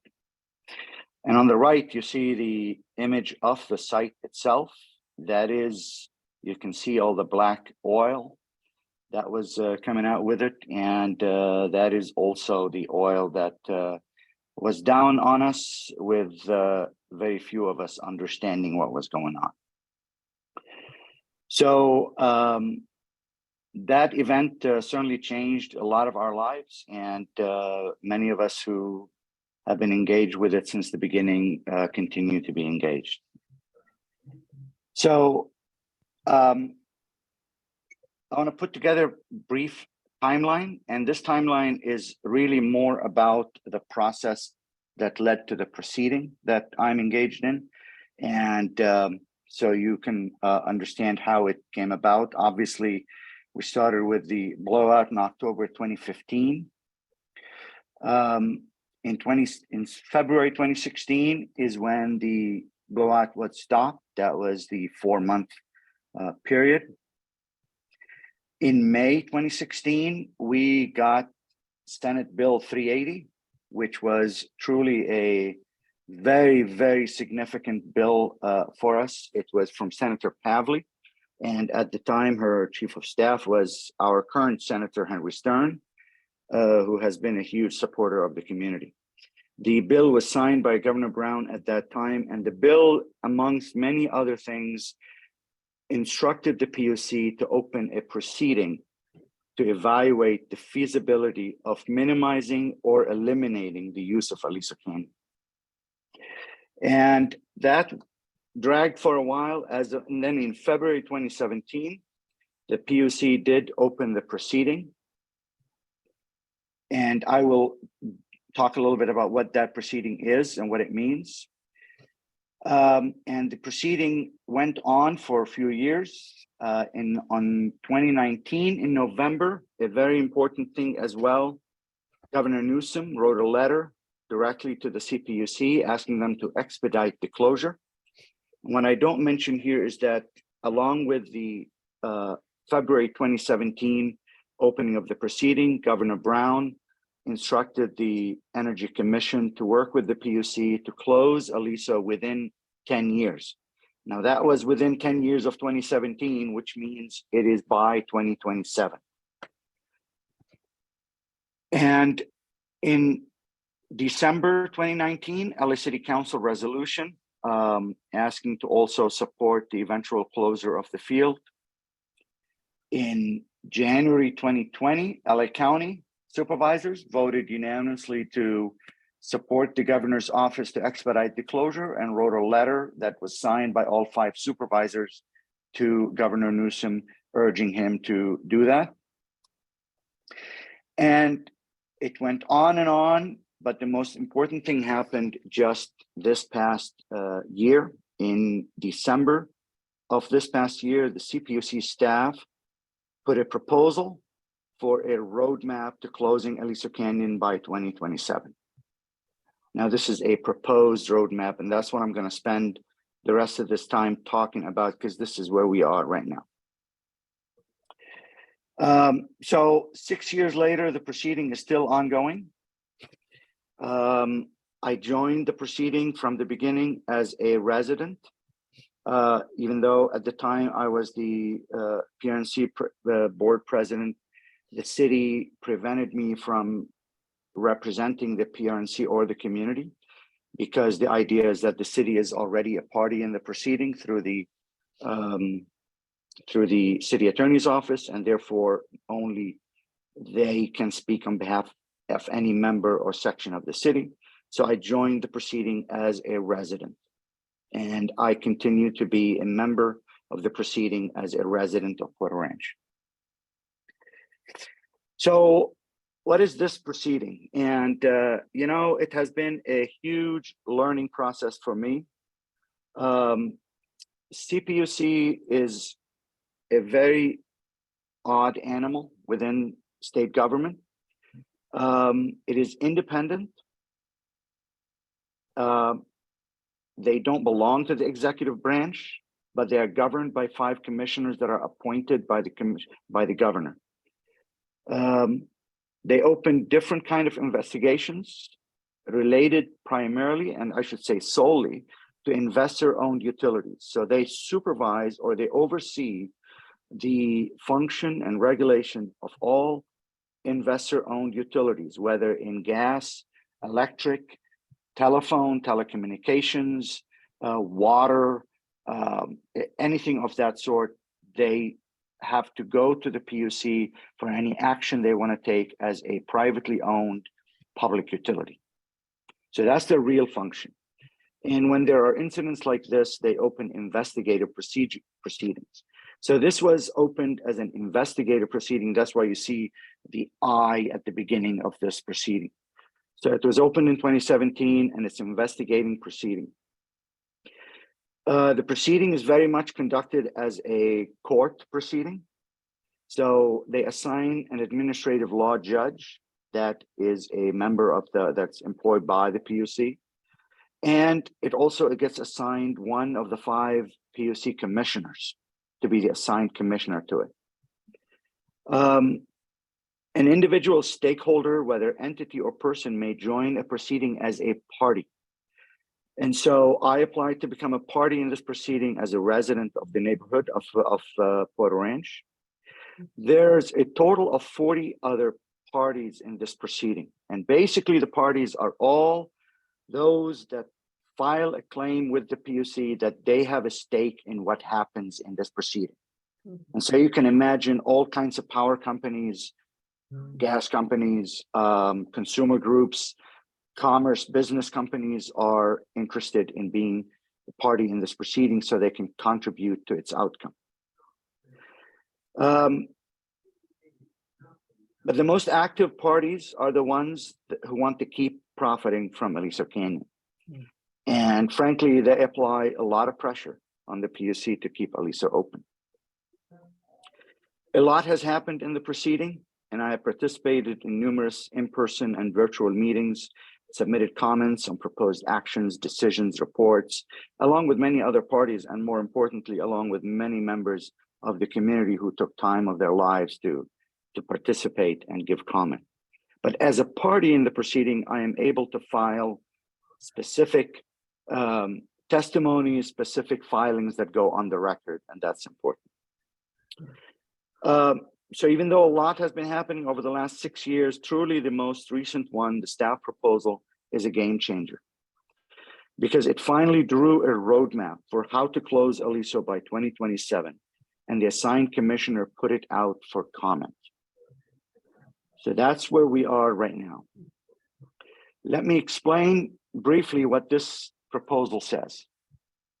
So here's what the roadmap that is proposed by the PUC staff looks like. And I'm going to try to animate it here to tell the story in the proper fashion. So we are at the beginning of 2023. Right now, if we look at the gas demand, what happens is the PUC and gas company and everybody estimates what is the anticipated coldest day gas demand. And right now they estimate that in 2023, the PUC estimates just a little short of 5 BCFD. And BCFD means billion cubic feet per day of gas in one day. The gas supply without Aliso is available at a max of 4.12 by CPUC's estimates. So there needs to be a reduction in gas demand by just about 0.85 billion cubic feet per day. Now, these numbers are being disputed right now in the proceeding, so don't take these for as solid, but this is what was put out by the staff.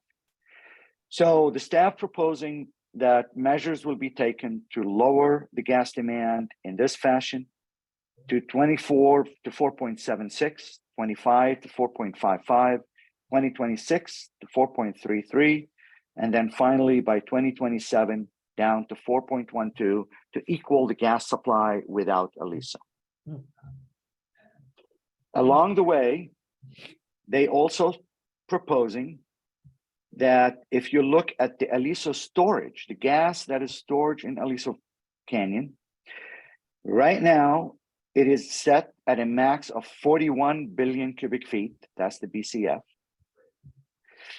If these reductions in gas demand do materialize every year, then they could reduce the volume to 31 in 2024, 21 BCF in 2025, 10 BCF in 2026, and then no gas by 2027. So this is what's on the table from the staff, and they are basically that gas reduction is going to come from multiple approaches. Many of them are a reduction in electric generation from gas power plants on that cold day, winter day. This is not about the summer. This is not about the power supply in the summer. This is only about the coldest day in the winter when gas used for heating is maximum. So right now there's the proposal and the ruling from the commission. Commissioner said open testimonies were due to the staff and to the commission by December 12th of this past year. And 12 parties in the proceeding submitted opening testimonies, including myself. Now the rebuttal testimonies are due next week, next Wednesday, and I'm working on mine right now. They took the unusual measure of actually also asking for rebuttal. That means rebuttal to the rebuttal. And those will be due by February 8th of 2023. It's unclear what happens after February 8th, whether they will open evidentiary hearings, whether they will open all kinds of legal procedures. I don't know. We will see what the assigned commissioner and the administrative law judge say about what happens next. But ultimately, whatever comes out of it will need to go up to the full commission, the 5-member commission, to be voted for.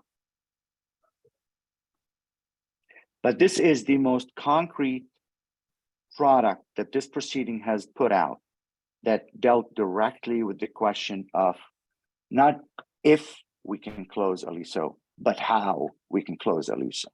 And that's the important thing about it. Now, will they really close it? You know, I always work by hoping for the best and working for the worst. So we have to remain hopeful. This is a train on a long journey through some very treacherous terrain. If you'll allow me to use a metaphor for a little bit here. There are many powerful and very resourceful entities that do not want it to reach its destination.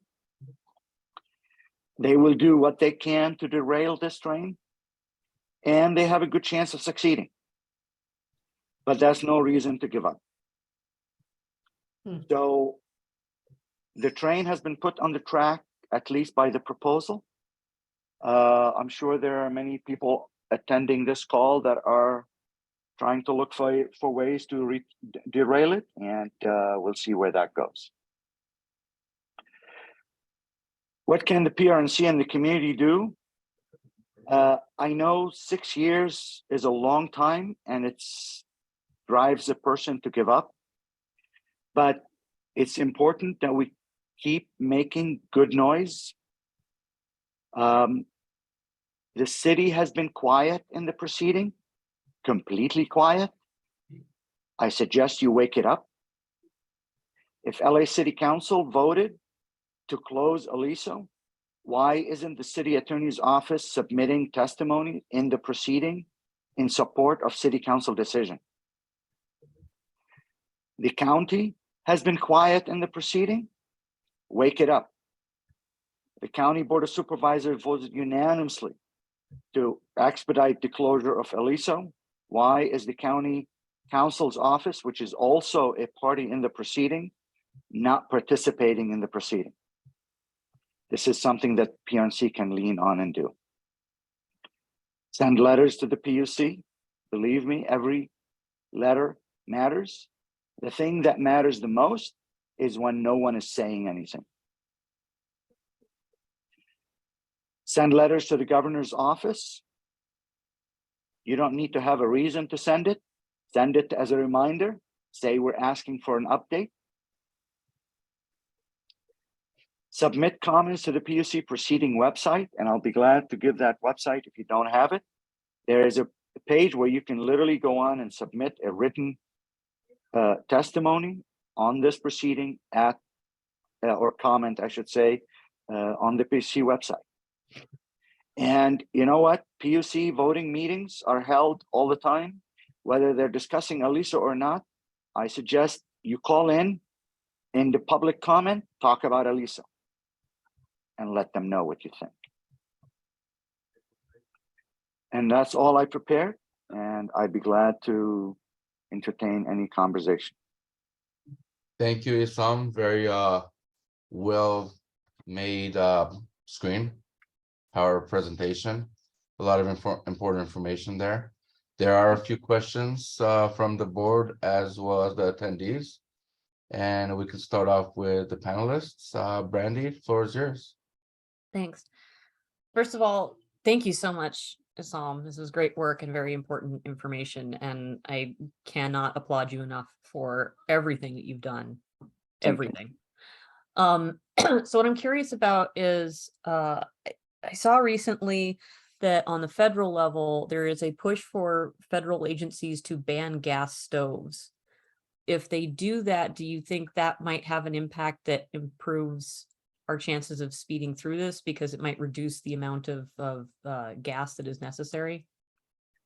Yeah, you know, building electrification is a big push in California as well. And frankly, I think California will be ahead of the feds on that issue.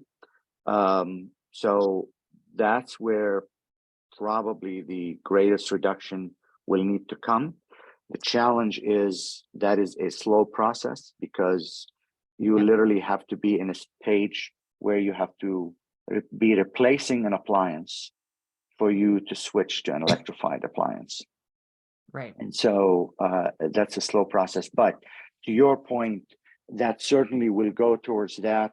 I think with the current Congress setup, I don't expect anything serious from the federal government to make it to the governor's desk, to the president's desk. So California is still the place where that can happen before. Okay, thank you for your insights. Thank you, Brandy. I have a quick question. I'm hearing a lot of talks regarding replacing natural gas in the mountains with hydrogen. Have you heard anything in regards to that, or do you think these are the talks they're talking in the background when this transition happens to possibly move it to hydrogen, which is no better than natural gas? Yeah, you know, our friends at SoCalGas are seeing the writing on the wall, and they are starting to talk about the transition to a hydrogen economy. And they are, I'm sure they're listening now, but it doesn't matter. They are selling the idea that their infrastructure is ready to receive hydrogen and be able to use it in that fashion.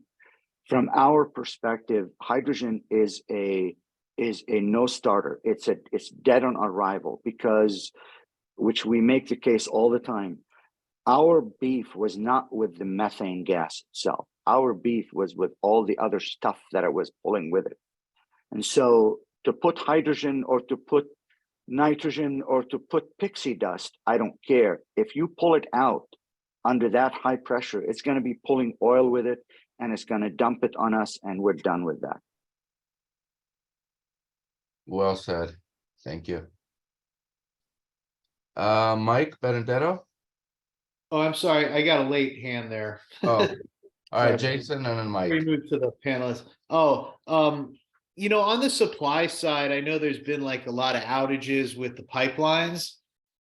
And I don't know, probably they're still repairing those same pipelines they were many years ago. I'm not sure what the situation is, but is that baseline that you were showing on the graph, is that not going to change at this point? Because it seems to me like the supply issue is a lot of these pipeline outages, because if you had all the pipelines working, which would be, you know, if you run a business, you would want all your pipelines working, right? So you should be motivated, of course, to get those working. But is there any chance that that could play into this? Or how did it impact that baseline number? I mean, that's kind of what I'm trying to understand. Yeah, you know, I mean, you put your finger on a very weak spot in this whole plan. The pipelines blew up in, I don't remember now, late 2017. And it took them years to put them back in service when under normal operations, as you said, a pipeline blows up in your business, you'll fix it in a month. But they had all the reasons that they stated for why they couldn't do it. And the pipelines are not back to their original capacity. How much capacity? They don't tell us. All they tell us is it is at reduced pressure. And you want to know more, you have to sign a non-disclosure agreement, and I don't do that. So the pipeline capacity is a big sticking point, and it's something that they control 100%. So whether this process ends up working for us or not, in my opinion, will depend on how genuine SoCalGas is going to be with agreeing to the effort of getting to that point.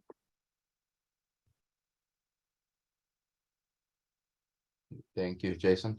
Thank you, Isam, for sticking it out. No problem. Thank you, Mike Bendera. As a member of the CAG Community Advisory Group, I'd like to commend Isam for bringing this to our attention in this presentation. I have to say, I find it absolutely incredulous that it's taken 10 years to close this well down. Now, as many of you know, the well is one of 115 wells. And if this is our prerequisite in how we're going to handle things, what are we going to do when the 120 wells at Santa Susana Pass rupture and blowout, which are exactly similar to the one at Aliso? Even more disturbing is there are also 2,400 wells nationwide with similar problems. Thank you. Thank you. And obviously this process, I think, just for clarification, I think you know that, but for the listeners, this is about the entire field. So this is about closing the entire storage operation. Thank you. Assad, floor is yours. Thank you, Mr. President. Thank you, Isam, for all the great work you've been doing. I think our community, the whole Valley area appreciates and we support you. Thank you. Back to your slide number 8, which I have all my question really. It's what is the community can do. Unfortunately, until the time when you resigned, there isn't much traction happened after that, because we understand PRNC is tied up because of the city attorney limitations, and we have to find a way to break away from these limitations. On the same token, I approached our former assemblywoman and she didn't do much on anything on the state level. So I feel we should all follow your step and follow your leadership and sort of, I don't want to put you on the spot as the spearhead for the community, but you are the spearhead for the community, and somehow come with an impact statement on behalf of the community that PRNC could submit to the city and to Mayor Bass for consideration, so that this way the city attorney could not prevent the community impact statement, given they are the messenger of what the community is reacting to. That's all my opinion in it. But I really feel we should do more than what we've been doing. Thank you. Let me say that I don't know if something has transpired after I left from the city attorney's office, but we were sending letters simply with a footnote that says the opinions expressed in this letter are those of the neighborhood council and not necessarily those of the city of Los Angeles. period. And then the letter goes out. Now, if anything specific has happened to prevent that, trust me, you may not be able to send a letter addressed to the PUC, but you can sure send a letter and copy the PUC. So for example, if the PRNC wants to send a letter to LA City Council asking them to talk to the PUC to expedite this, or talk to the governor's office, or talk to somebody, nothing prevents you from copying that letter to whoever you want to copy it. If the city attorney wants to muzzle your ability to copy somebody, then that's a different story. And I don't think they're going to go there. If their issue is not to address something to somebody, to the PUC, fine. Address it to the mayor and copy the PUC. It doesn't matter. The point is to make good noise.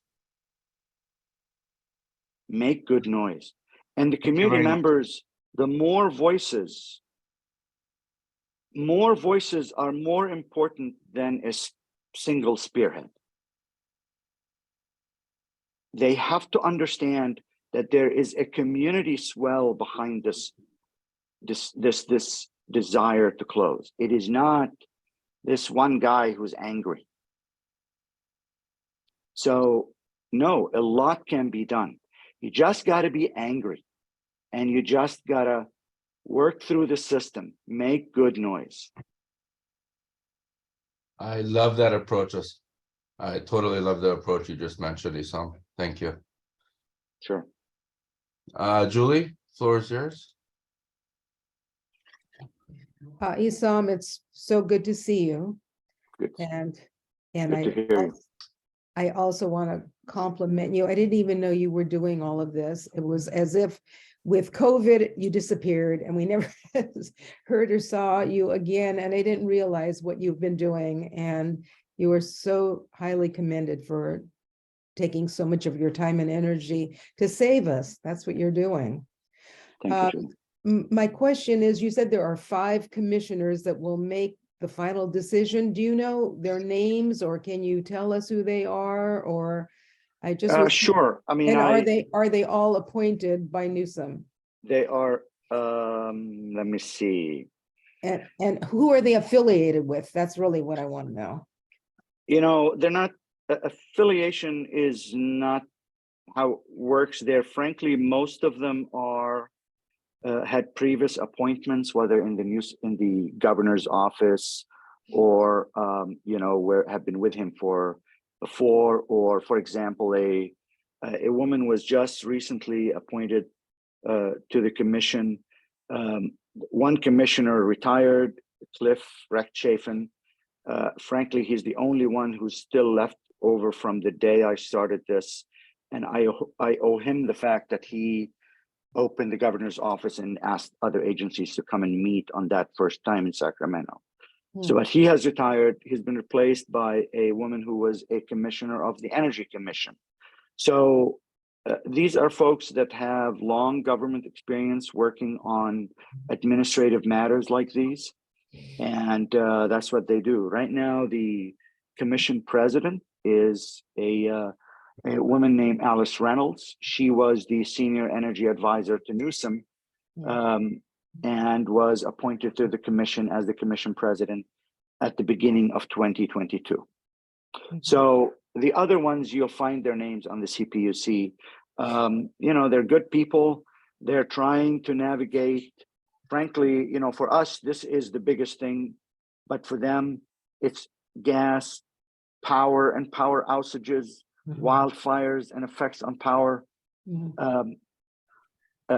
internet service, telephone service, wireless services, water services, all these from private entities, they're all under those 5 commissioners.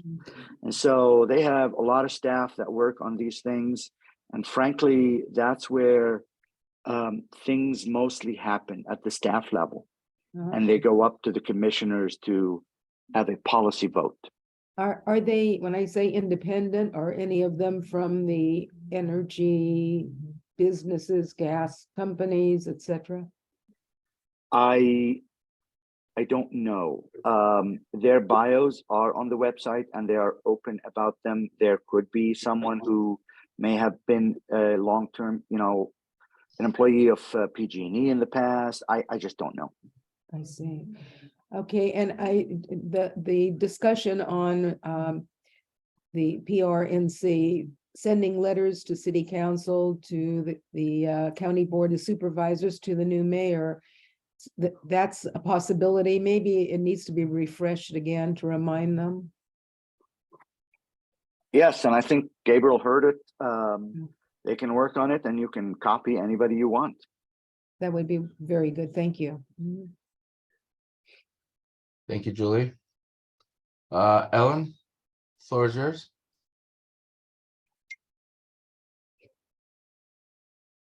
Hi there, Isam. You don't know me. I'm just a person who lives in Porter Ranch the past 40 years.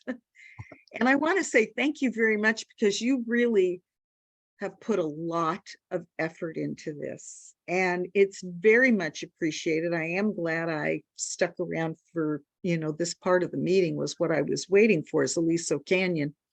My question's going to be for Gabriel. Gabriel, is this information going to be available somewhere on the PRNC website? And can there be addresses or emails to these people that we're talking about, the city council, the county board of supervisors, the PUC, all these people, so that if somebody wants to write a letter or letters and send it out, so we don't have to go looking all this information up? Isam, will you be able to release this slideshow to post it on the website? I'm not sure how you feel about that. Yeah, absolutely. I can give it to you as a PDF, but either way, you're going to have the recording of the presentation on Exactly. the website. Recording we posted, and then we can also post the PDF and have it in a newsletter. And I'll talk to you about other email addresses and etc. as well. You bet. Well, thank you again very much for, posting this and for all that you've done to take part in this. It's huge. I know it's taken you a long time. Thank you, Ellen. And Very appreciated. It's amazing what you can do when you're angry. Yes. So. Well, I just found out one thing tonight. My daughter is filling out a form for the lawsuit from Aliso, and she lived with us when it blew up, and my granddaughter wasn't even, she was a couple of weeks old. And we have just discovered that her she has an eye issue with crossing, can be attributed to methane, to I can't remember what my daughter told me, but to a neurological thing, and the neurological thing can be attributed to methane gas. She is now 7 years old. She's wearing glasses. She's had surgery. And so this may have been a cause. Just found this out. So I thank you again and appreciate your efforts. And I appreciate that we can look at this after the meeting at a point so I can have other people check it out. Thank you, Ellen. And I wish you the best with her. Thank you very much. Thank you, Thanks, Ellen. Gabriel. Thank you. Becky? Yeah, hi, Isam. Hi, Thanks Becky. for everything that you're doing. Are you taking this to the surrounding neighborhood councils as well as ours, so that they can participate as well? I wasn't planning on it. If a neighborhood council would be interested in me doing that, I'd be more than glad to do it. But I was not planning on imposing on anyone. It's up to them, but I would be glad to. Okay, thank you. I think it's necessary. Agreed. Thank you, Becky. Patty, floor is yours.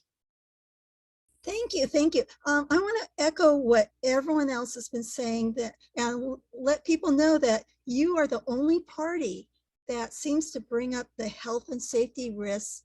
And in all the documents that I've been reading from my research, from my articles, everyone else concentrates on this or this or this. You mentioned, hey, there's people living here. So we all have to appreciate that. And second, for everyone, please follow what he said about calling into the CPUC meetings. The Lisa moms try to do that quite a bit.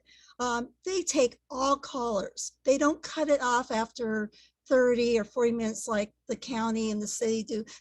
They'll go for hours as long as there's people on the line willing to talk. And you might just get a minute, but it's so important. And we had something like 60 people calling in when they were trying to increase the capacity. And I think it helped keep them from going the full amount. And lastly, I'm wondering, of the 5 portfolios that were mentioned in this proposal, which one do you want to see happen? To everybody's benefit, the portfolios that Patty is referring to are, there was an effort undertaken in the last year or 2 years when, after Governor Newsom sent the letter to say, hey guys, get it done, they initiated phase 3 of the proceeding, which basically evaluated how to close Aliso and what possible modifications in the system can be done to get to that goal. And they identified 5 different portfolios that are combinations of maybe we build more gas pipelines, or maybe we push towards electrification so we can reduce gas demand, or maybe we can do a balance of this and of that. So basically they're trying to bring the demand and the supply without Aliso to meet at some point. And you know, each portfolio has a cost to it and has a benefit and all that. Patty, I think the portfolios are a conservative approach of trying to get there without taking any risks. I don't want to fall into that trap. I don't think we need any significant investment in anything. What it needs is a will on behalf of both the PUC and the operator, that is SoCalGas, to meet that goal. If they want to meet that goal, they can meet that goal. They can fix the pipelines that they have now, and they can avoid the biggest practice that causes the demand in the system and the need for the storage, which is price arbitrage. It is the practice of buying cheaper gas in the summer and not using it, so it goes into storage. And then when it comes to the winter, when the market prices are higher, like we are experiencing now, they would not get any gas from out of the state, and they draw out of storage. And so they have ballooned the need for storage because of their profit interests. Now, SoCalGas will tell you that the cost savings from the arbitrage is passed on to the consumers. And that may be correct, but there is a different kind of arbitrage that happens. And I can't get into too much details on this, but even if Chevron down the refinery wants to get gas on the market today that it knows is cheap, but it doesn't have a use for it, it can buy it this month and say, oh, I don't have use for it, so it's got to go into storage. And all they are obligated to do is by the end of the next month, balancing out and take it and use it. So they can play financial games from month to month to get there. And that nasty practice needs to stop.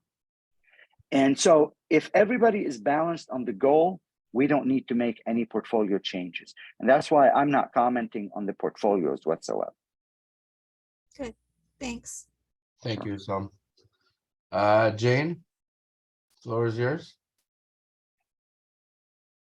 Hi, Jane Fowler. Hello, everyone. Hello. Hey, Jane. Hi. Isam, thank you so much. You're the best. But I just want to reiterate something that Isam has said, and I'm asking the board, can you put it in your newsletter, you know, detailing the phone numbers, the emails and whatever, because we need our community to step up one last time. saying one last time because I'm being hopeful. But, and also, I don't know if this is possible. Can you just send out, you know, a one sheet with the numbers and the email addresses to the community so it doesn't get, you know, you have to click on the newsletter and go through all that. I'm asking because I don't know, but I really recommend that you all, Porter Ranch Neighborhood Council, really try to get a hold of the community and get as many phone calls and as many letter writings as we can, because this is really important now. We're getting down to the wire. So I just wanted to back ESOM and really ask the council to do whatever you can to get this facility closed. I'm living in New York City right now because I'm running, because I can still smell the gas from my house. And I would kind of like to come back. I don't know. I don't know. But anyway, please, Thank you, please Jane. get the community involved. Thank you. It definitely is. It definitely is a critical junction here, and we should do what we can. Well said. Thank you. Craig, floor is yours. Thank you, Gabriel. Esam, a lot of props there. Nice presentation. Thank you for bringing us up to speed, and thank you for being so diligent and doing some very serious heavy lifting on behalf of the community in preparation for these various PUC meetings. Thank you. So, everything that I've kind of followed along and kind of webbed in a thread through your presentation, the arguments that the PUC is sort of looking towards or analyzing, and it seems like the proposals are all about supply and demand. It's more of like the X's and O's. Whereas, you bring up, rightfully so, the health issues and the health concerns, regardless if they put hydrogen in the mountain behind us or whatever, what comes out of there is nasty stuff. And exactly what came out of there, we still do not know today. Where does the PUC get its information regarding health and safety and the associated risks with a facility of this size near a populated area? Where are they looking for that information? Just a supply and demand argument. Yeah, this is like you go in front of a judge and the judge says, here are the rules of the game in this proceeding. And the judge sets the rules. And you go in and you have something else you want to talk about that is important, but it's outside the rules. And I say that because it is a very frustrating process. The reality of it is the PUC is a rate-setting agency for investor-owned utilities. They are not a health agency, and they don't operate under those premises. They should, but they don't. And when this proceeding was started, it started under stating it as a rate-setting proceeding because that's the only thing they understand. And they've conducted it by the legal procedure that they have related to the question in front of them, which is, can you eliminate or minimize or eliminate the use of Aliso Canyon? Now, unfortunately, it was also driven by the language of SB 380. Obviously, everybody knows that the reason the bill was put on the floor and voted for and approved was because of concern over health. The problem is the instruction in the bill to the PUC proceeding is to evaluate the ability to reduce or eliminate the use of Aliso Canyon while maintaining reliability in the region. You listen to the language, there's no mention of the health issue in the language. And so they're going by the legal process of following a bill and its language. And by God, health is not part of this discussion. Doesn't stop me from screaming about it, but from a legal and from a procedural perspective, it is not a consideration in the factors leading to a ruling. Now, obviously, you can understand 5 commissioners appointed by a governor who hear from the public give a damn about what the public's concern is. But it is the process itself, the mechanics of the process. The health is not part of the mechanics of the process. And those are the rules of this proceeding, and we just move on. Just a quick follow-up. Yeah. Early on, I did understand PUC's roles, specifically rates and pricing, et cetera. And they made it a comment in one of the public meetings that they defer to California and county public health for information regarding the health impacts, because as you pointed out, they are not a health entity. So this is, and I hope people stick around. I'm going to do an update on the CAG and the health study after we're done here, to give you a status on what's going on there. I still believe, just like you're, Isam, just like you're able to insert the notion, because you are talking to human beings that sit on the council, the commission, that the facility is harmful to residents residing nearby.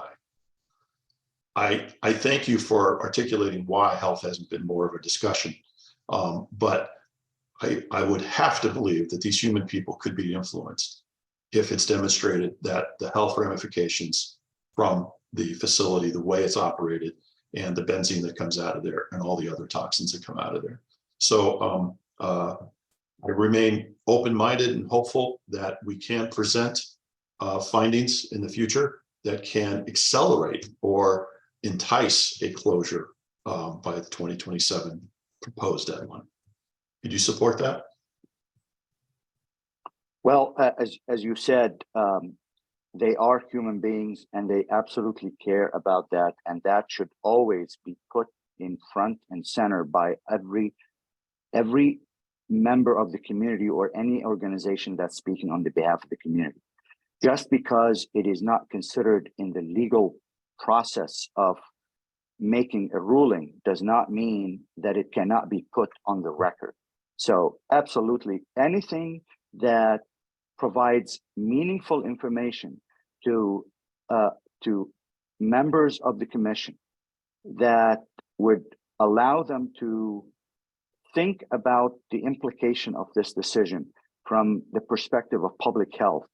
You know, the human brain cannot not think about something, right? You know, if I came and tell you, don't look at the elephant, you know what you're thinking about? The elephant. Yeah. And so you tell a group of 5 people that, you know, don't ignore the health effects, they're going to be thinking about the health effects. It is the way it is, but yes, there is room for it there. All I'm saying is procedurally, it's not in the process, and that's it is. That's how it is. Yeah, which is a shame, which you've acknowledged. Yes. Absolutely, it's a shame. Yep. Thank you. Sure. Thank you, Craig. John, floor is yours. Thank you very much. Over the past 3 years, 4 years, I've got 4 contacts of people that lived up there.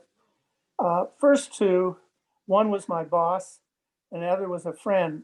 As soon as they started getting the health conditions being broadcast throughout all the homeowners up there, they decided to pack their bags and get out. They sold their homes.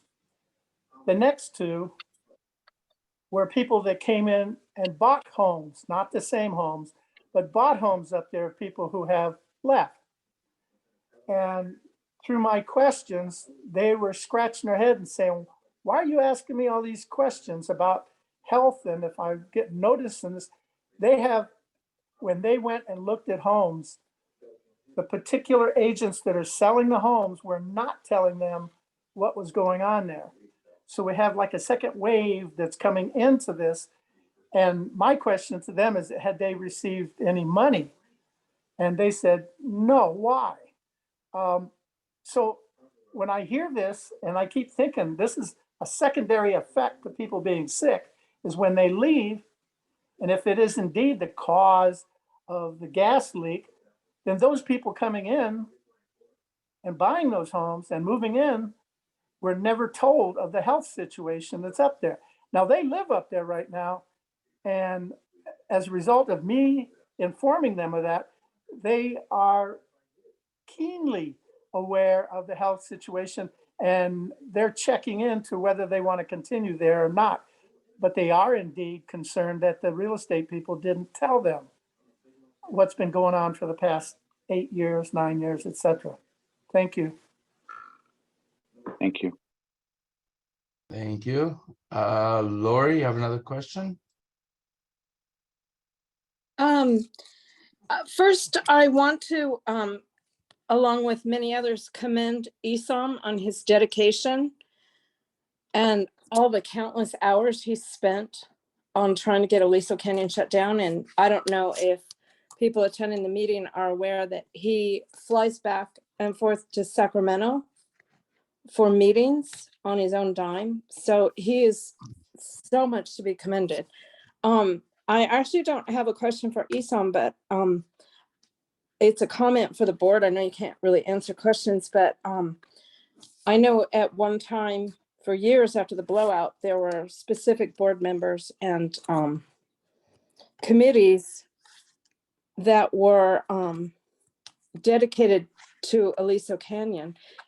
Is there anyone on the board at this time that handles Aliso related things, or is it the board as a whole? Because I don't hear much noise from the board about Aliso Canyon anymore. And all of our families and children up at the schools are still being exposed to the toxins from that facility. So that's my question, which I don't know if you can answer. And then also, I just wanted to make a comment that I would really like to see the board step up as Esam is recommended and draft letters to the city and the county board of supervisors. And hopefully we can also get the public to make some more noise, as Esam put it, because this problem isn't going to go away unless we do make noise. So thank you. Lori, I'm on, this is Brandy. I'm on the CAG and I'm also taking notes to write letters. Okay. Like I'm specifically drafting a letter right now and taking notes to do that. So Right. I'm on the CAG as well, but they kind of disbanded us. So yeah. But I'm still there. I still get the notices. I still go to meetings when there are meetings. So we're not abandoning you. Okay. Thank you, Brandy. Thank you. And Lori, yes, the board I got useful information today, which I'll be following up with. Dr. Bright, Great. you're muted, Dr. Bright. Sorry about that. Thank you, President. Somebody asked if there is anybody on the board that was involved in Aliso Canyon. Yes, I was. I was the chairman of Land Use Committee during the time they planned to store this gas to directly pump gas into Aliso Canyon, and the committee rejected it, but the board did not sign with the committee. I was very bitter because I did the intensive work on this gas storage in Aliso Canyon. That was early in 2000. But then by 2026, after they popped the gas over there, something happened. So at that time, I was no longer on the chair of the Land Use Committee, I think. By the time we really know what was going on, because it was terrible. I live too close to it, so I did experience it. So I didn't take part in the fighting of what to do. because I think I was still on the board when we were looking for where, what, and what can we, where are we going? What is it that we are going to do? But I didn't take part in that because I was already out of the neighborhood council. Thank you. Thank you, Dr. Bright. Assad Al-Najjar, floor is yours. Thank you, Mr. President. I already spoke. Okay, Maybe your it hand was was still up. Yeah, I'll so- lower it. Sorry. No problem. Thank you. Brandy?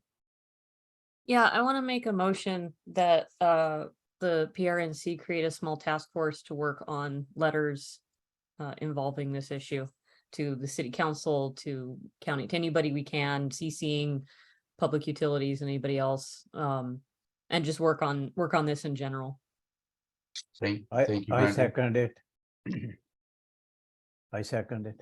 Thank you, Voss. Yeah, I do have it open-ended for a discussion of possible action by the PRNC on this agenda item, so we can actually make a motion.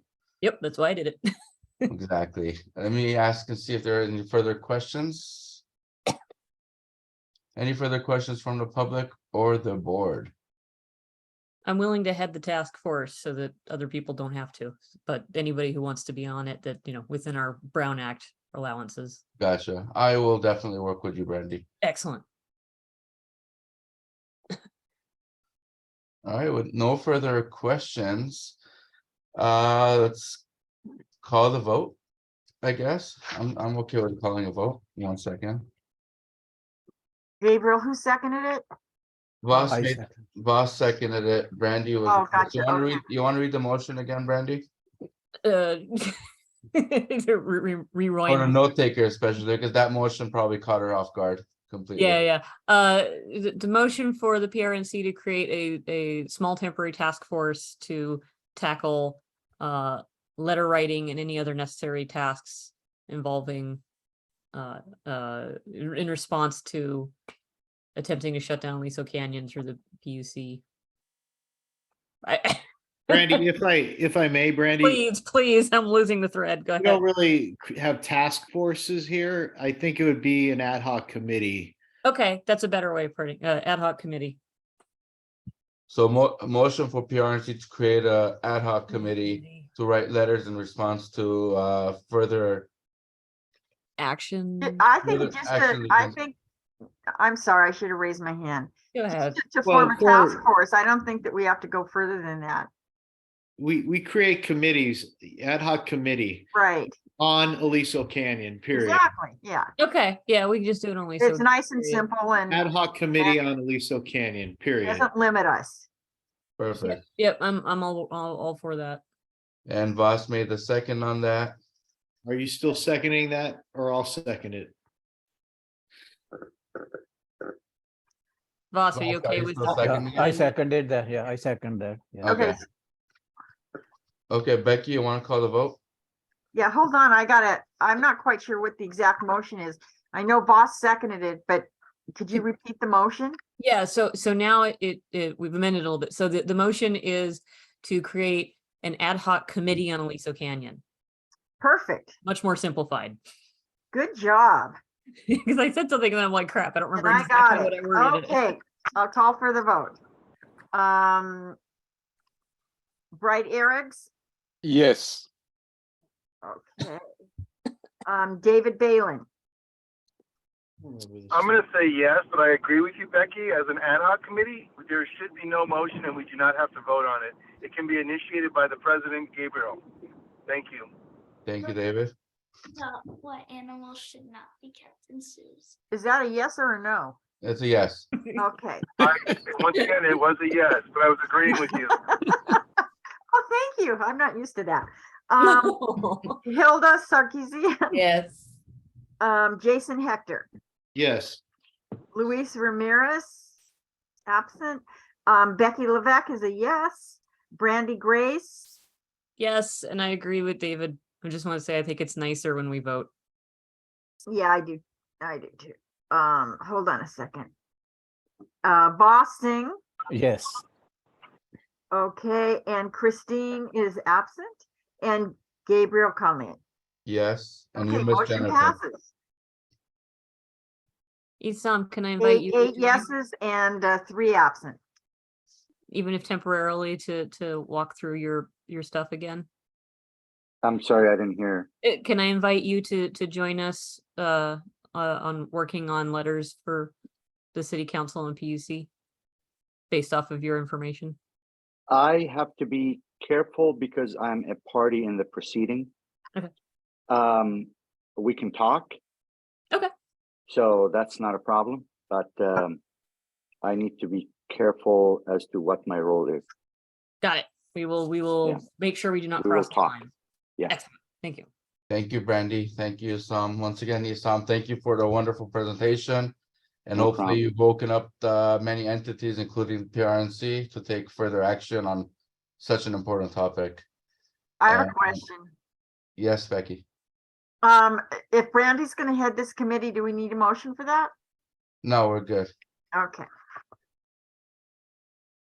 All right, Gabe, thank you, and you're welcome. I'm glad to do this again. Just whatever happens, don't give up. There's nothing wrong with beating dead horses if they're dead. It doesn't matter. Just keep at it.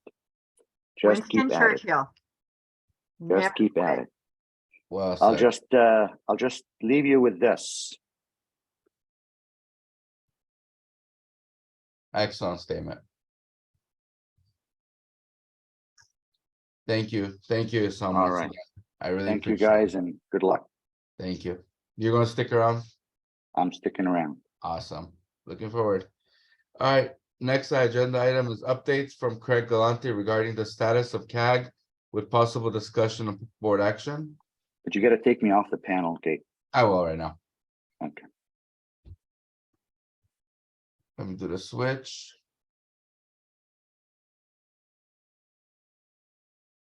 I took care of it. You did, okay.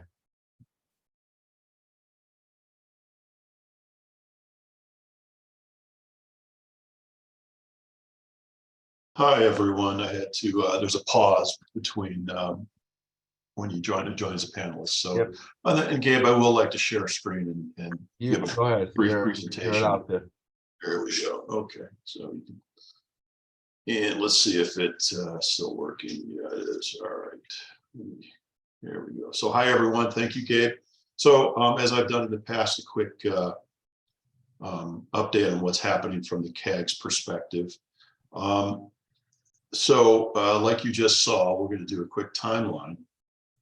And I don't know if there's things blocking the screen or not. Can you see the screen okay? We see it. You're good. All right, great. So, it's been over 7 years since the blowout, and 4.5 years ago, DPH was awarded $25 million to conduct a health study. Over 3.5 years ago, the CAG was established. And from the very beginning, and there's several of the CAG members on the call, and they will attest, that from the very beginning, we were demanding that the community's wishes were for a clinical evaluation based study. So look at the people.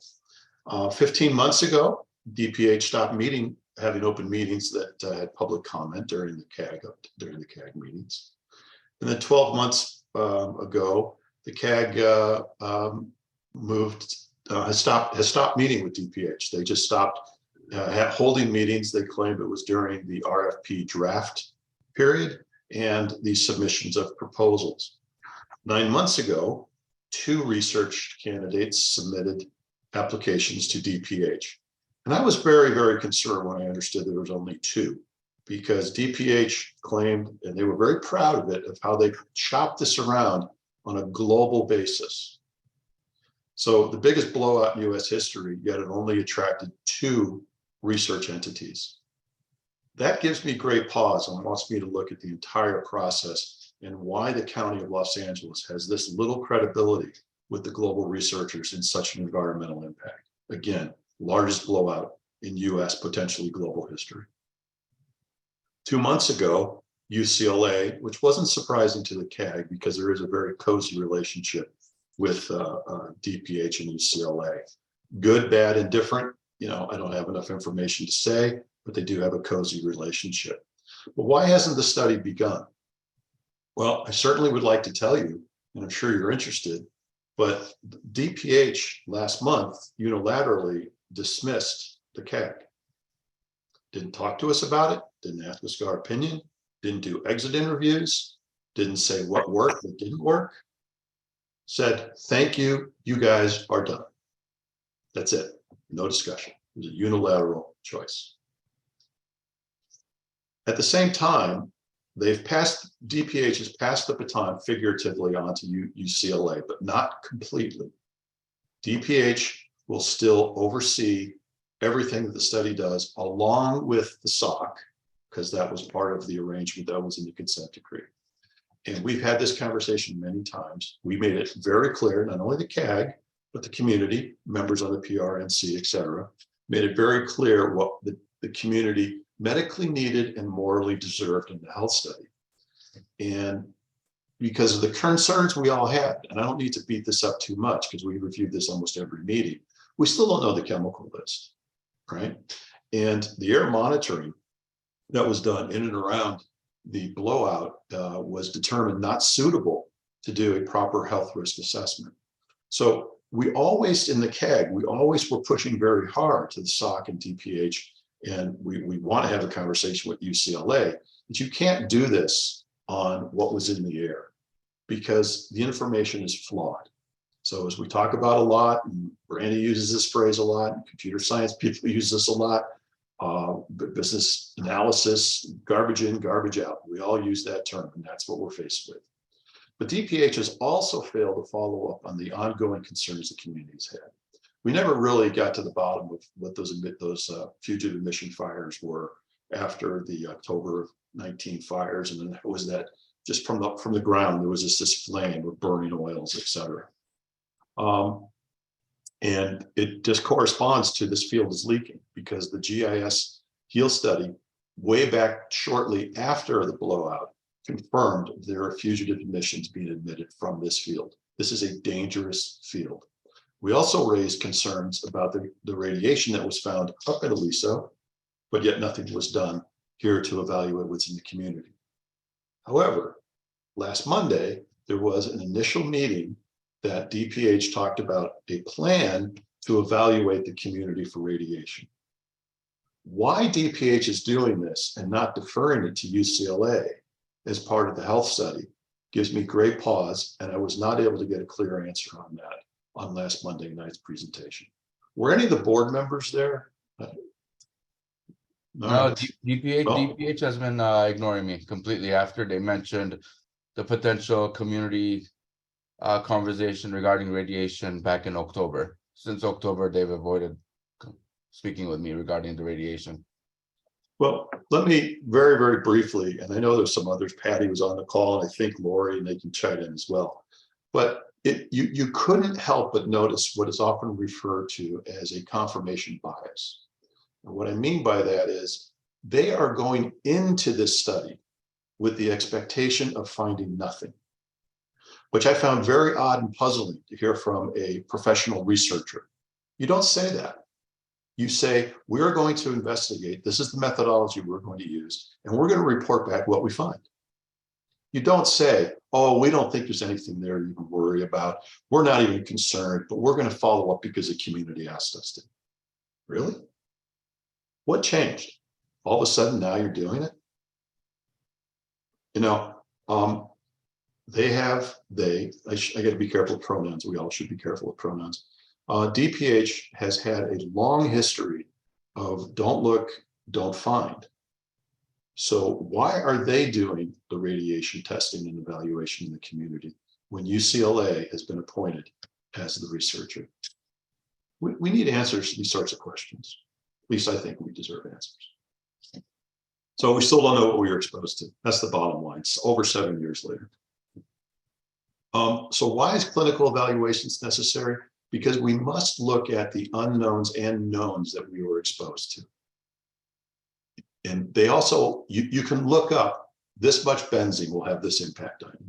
But if you have benzene, formaldehyde, and hexene, and exorbitant amounts of methane, The combined effects, there is no literature to guide a physician or an emergency room operator of how to treat you.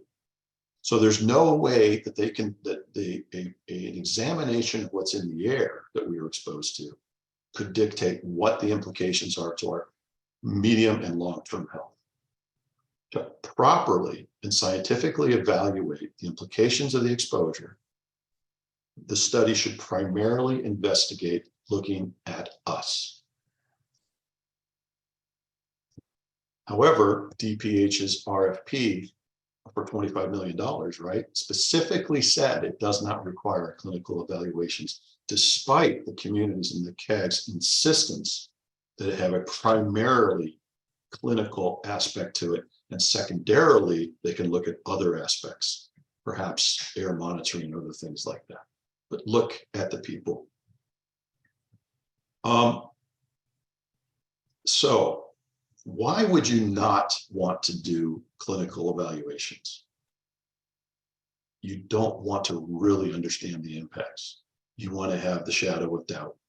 So if the study is not clinically based, primarily, not just secondarily, primarily, we can only conclude, and the CAG had many discussions about this with DPH and on its own, that the path that they are on must be politically driven.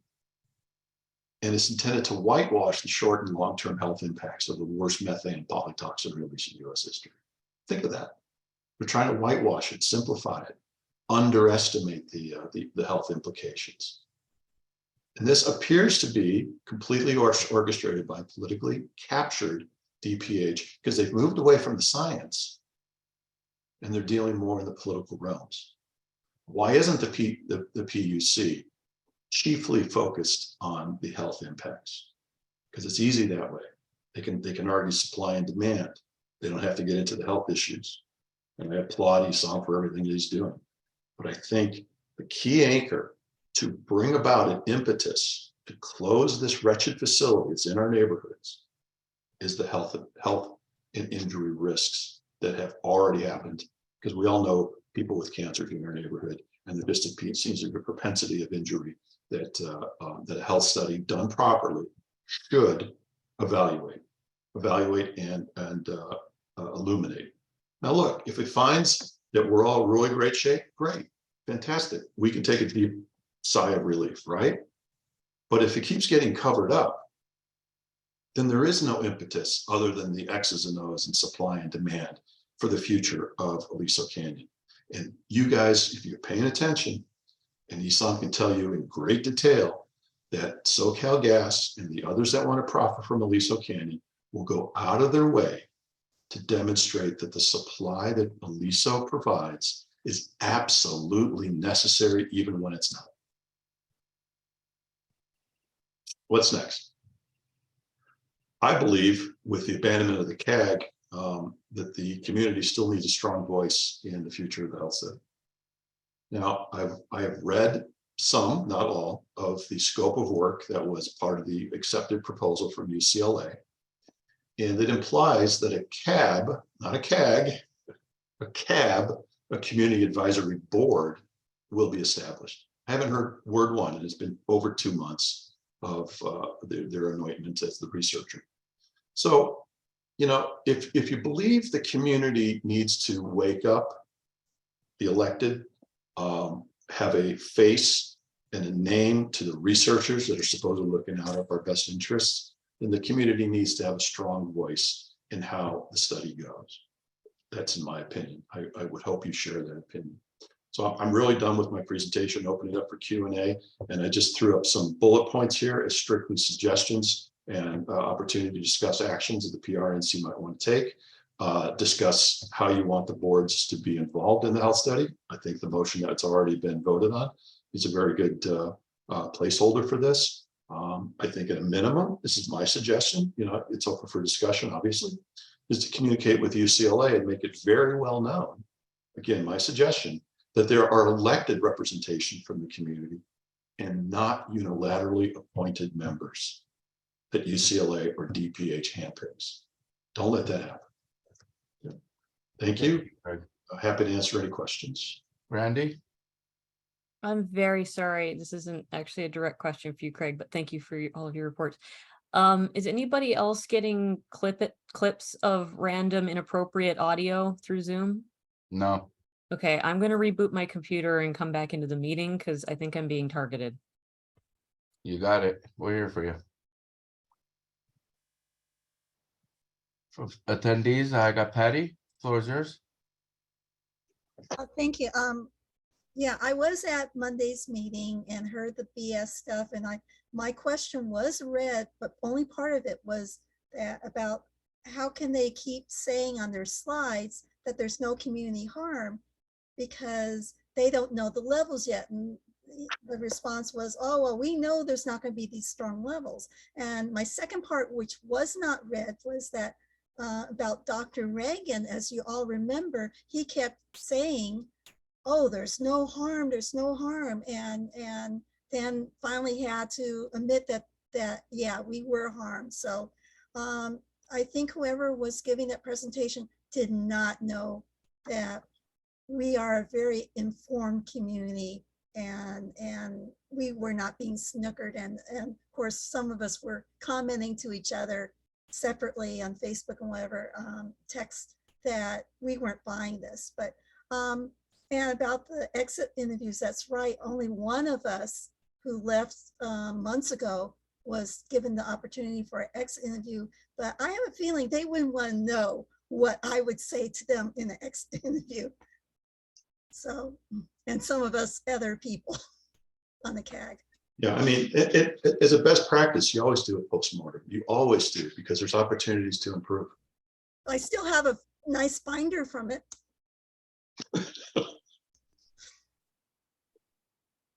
But Patty, did you agree that you've already said it, they're going into it with that confirmation bias that there's nothing here. Right, nothing to look at. We won't, as Dr. Nadella kept saying, don't look, don't find. And I think that's going to be the case, even though I was glad to see that PSE Healthy is going to be one of the subcontractors. So I hope that they will be looking at those gas stove studies that they did. I hope so too, Pat, and I hope that PSE is not muted as part of this now that they're being a researcher. They could be embargoed now. It could be. Very good rundown. Thank you. I got Julie. Floor is yours. Good evening, Craig. It's nice to see you. It's been a while. Hi, Julie. Yeah, I'm so sorry to understand and hear your frustration, which we spoke about many years ago. I don't mean you personally, but the issue. Sure. But as I'm thinking all of this through, I think I've come to the realization that the wording of the original legislation left open the need to continue Aliso Canyon. It was, unfortunately, we were happy that it went through, but I think the premise of that legislation was for the PUC to prove whether or not, how much would be needed and over what period of time. So I think there was a fallacy in that original legislation. And so, Craig, I'm certainly getting the feeling from you that you do not believe the UCLA study will really help in any way at all, and that it's going to be another whitewash. Tell me again what you think. Well, my radar is way up, and I'll admit I came into this 7 years ago absolutely confident that our government bodies would take care of us. Yeah. I completely believed. I bought that hook, line, and sinker. And the more I began to see what was happening, the more I realized they're on a totally different agenda. So if you, I don't have the proof, right? But if you look through a lens of DPH, don't find anything that forces this facility to have to be closed or opens up the lawsuit to horrible harm to the people around the community. Their actions would make a lot more sense than what their mission statement says about looking out for the interests of the community and to inform them so they are empowered to make decisions. So their actions have been in complete contradiction to what they say they're supposed to, what their role is. So yes, my radar is way, way up. UCLA has a very comfortable relationship with the Department of Public Health and the county. I really wanted this study to go to somebody in Copenhagen that was far away from the reach of SoCal Gas and the gas and oil lobby in the United States. I really had hoped that. And then to hear that only 2 people applied, I just, Do you think? it just doesn't sit well, Julie. So I'm very concerned. Is it going to be horrible? I don't know. I'm not going to say that. I'm not going to slander anybody here. But if we don't have a voice in it and looking into it and looking under the hood, Yeah. it could go really wrong.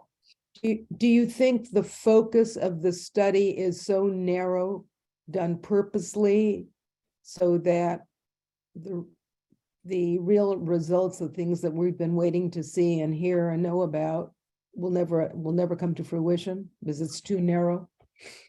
Well, I think we're at risk of that. And evidence of that is a reluctance to do clinical, Yeah. a defiance, literally a defiance to use the measurements of what has already been established as bad data of what was measured, mostly by Southern California Gas during the time of the blowout. And I've used this expression many times. They set the benzene levels that are considered safe because they had these trigger tools that it would grab a sample when it hit a threshold. They set that threshold 20 times higher than what Cal EPA says is safe. So we could be exposed to 10 times, 15, 18 times higher all day long for weeks and weeks and weeks. And that monitor never would have grabbed a sample. Plus, they only sampled something like, I think, don't quote me on this, I'll have to go back, 21% of the known harmful fugitive emissions that come from gas and oil facilities. They only sampled 21% of them.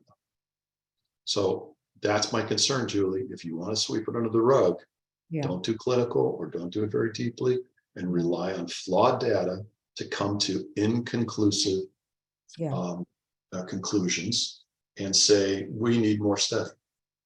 And that is the path we've always feared, we being the CAG, always feared that they were on. They're going to come back with, we need more study. You got $25 million. If they come back and the end of their paper says needs more study, they have failed, in my opinion. Right.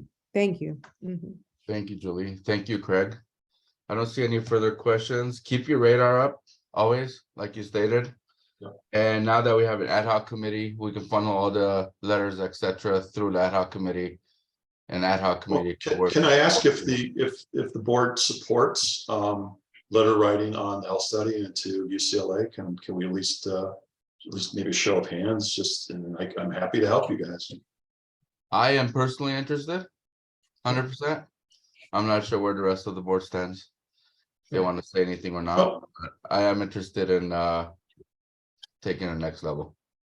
I don't think there's anything more important in Porter Ranch, by the way, than Elisa. I agree. Well, thank you as always for being, yes, Becky. Craig, just to address your question, we just formed a committee and that committee can write letters. So that will represent the board.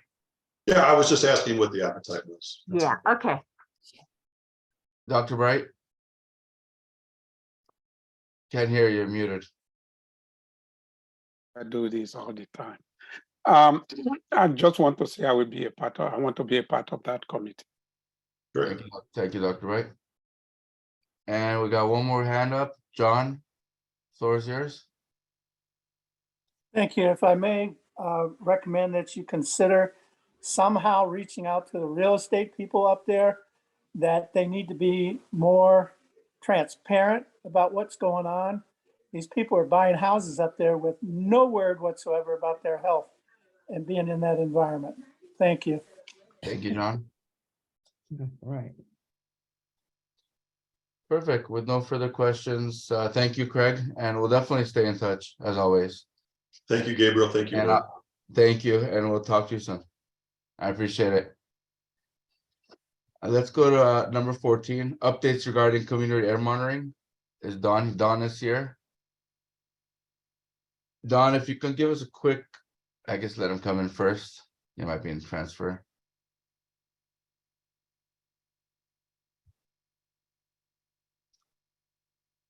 Hey Don, are you here? Minute. You're here, perfect. If you can give us a quick 2-3 minute update on what's going on regarding the air monitors. I know they're up, couple of them, to my understanding, but I don't think we're still getting data on it. So if you can give us a brief update, that'll be great, please. Yeah, and I'm gonna go ahead and share my screen. I've got a quick, and I'll make this quick. I know we're late here, so. Thank you. Anyway, very quickly, just as a quick update, yes, you are correct, Gabe. We have 4 methane point monitor systems up and running. These are permanent locations now. What we call a BTEX, benzene, toluene, ethylbenzene, xylene monitoring station is up and running and reporting data, as well as a short path methane fence line system is currently installed. These systems are operating according to a quality assurance plan that we work together with South Coast Air Quality Management District to put together. This is going to greatly facilitate as other monitors get put up that we can get the data quickly available to the public. It includes all the different types of analog gases we're looking for, as well as wind speed, wind direction. And we are putting all this stuff up. And if it isn't live tonight, the benzene, toluene, ethylbenzene, xylene station, I'll make sure it's up tomorrow for everybody to see. And all of that data is now publicly available, and you guys can actually download it, use it, and have, it's yours.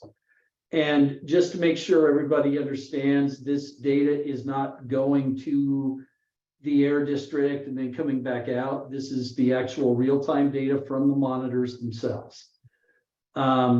We do, just quickly to run down the locations, you can actually see we've actually got 3 of these community locations now where they're put up on telephone poles. The first one is at Mason Avenue, the nearest cross streets, Marlowe. The second one is Tampa Avenue with the nearest cross street, Wilbur. And the third one is Reseda Boulevard and Braymore Road it's right on that corner. And then we've also got at the fire station, we've actually got the real-time methane system, a meteorological system, as well as the analyzer that does benzene, toluene, ethylbenzene, and xylene. The beauty of that BTEX system, as we refer to it, is the detection limits for benzene is phenomenal. And it's putting out really, really good data. These are the best systems we can get in the world right now. And again, all of that's monitoring. We got a lot of historical data we want to share with the community for sure. We see benzene in the air above kind of what we would, non-detect levels. And you can actually see it in various, like gasoline will have a specific composition of benzene, toluene, xylene, things like that. You see that with certain things. Rebecca, you have a question? And I'm sort of, I hate to say, I'm trying to kind of move through this quickly. I know it's late, so. Rebecca, you're muted. I do.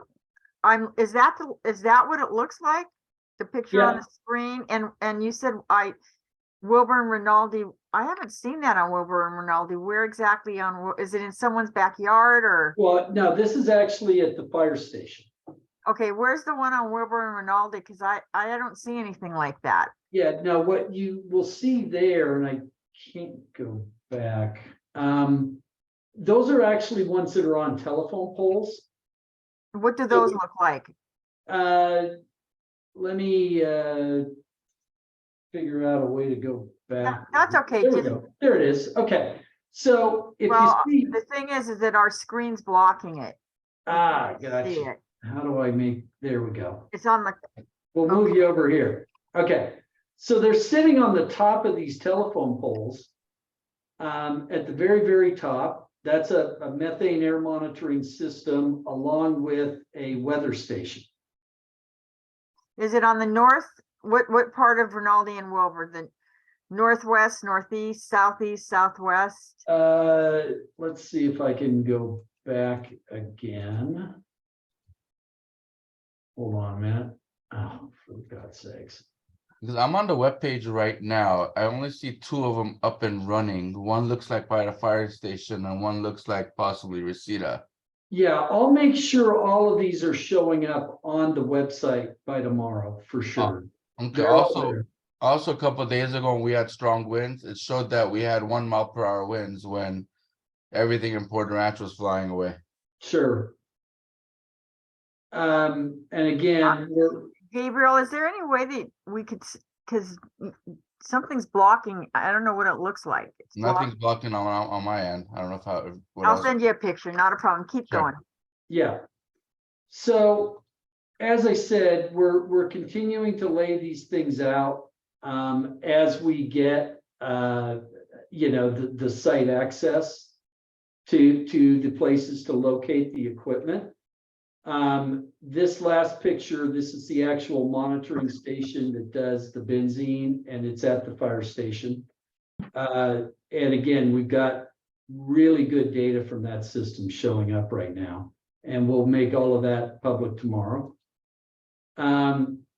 Again, what I'd like to do is kind of a next step in dealing with the existing systems is set up some routine meetings with you guys, and we can do this on whatever time schedule, or during the day or evening, whatever, we'll accommodate you for sure. We do a lot of this where we can go through a lot of the data, and we can actually show you how to download the data as well and use it any way you want it. I really want to kind of quickly just to get us to where we're at to this point. It's taken a lot for these public access things. Councilmember Lee and his staff have been great. South Coast, Assad, the Bureau of Streetlights has been awesome, and the LA Fire Department has been just great in accommodating us. Going forward, we still have one final methane point monitor system to install, as well as another BTEX point monitor. And then the 5 long path systems need to be put up as well. The issues that we're still kind of dealing with on those is just getting the right of access agreements put together. We're hoping by next week that'll actually be finalized, and we can begin the final installation of those systems.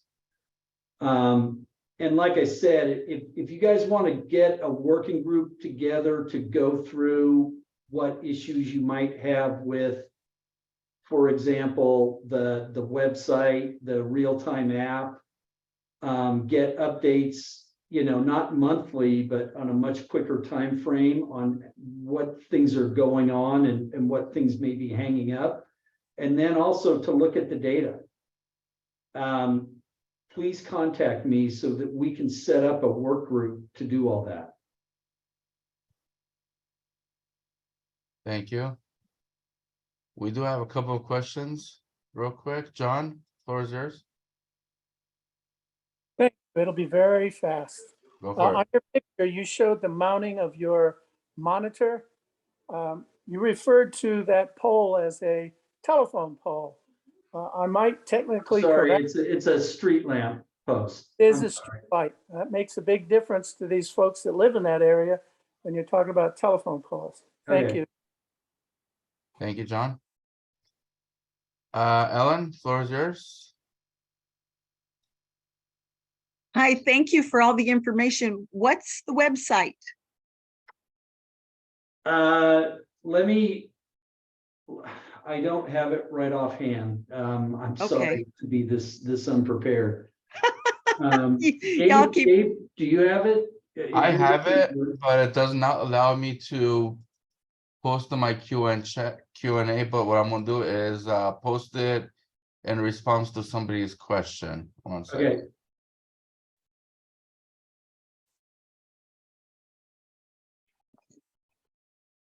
Did you guys see it? hold on. So I go to the question and answer. Yeah, I put it on Lori's question she had. Oh, I don't see any questions. You don't see it? Let me, one second, let me mess with the settings real quick.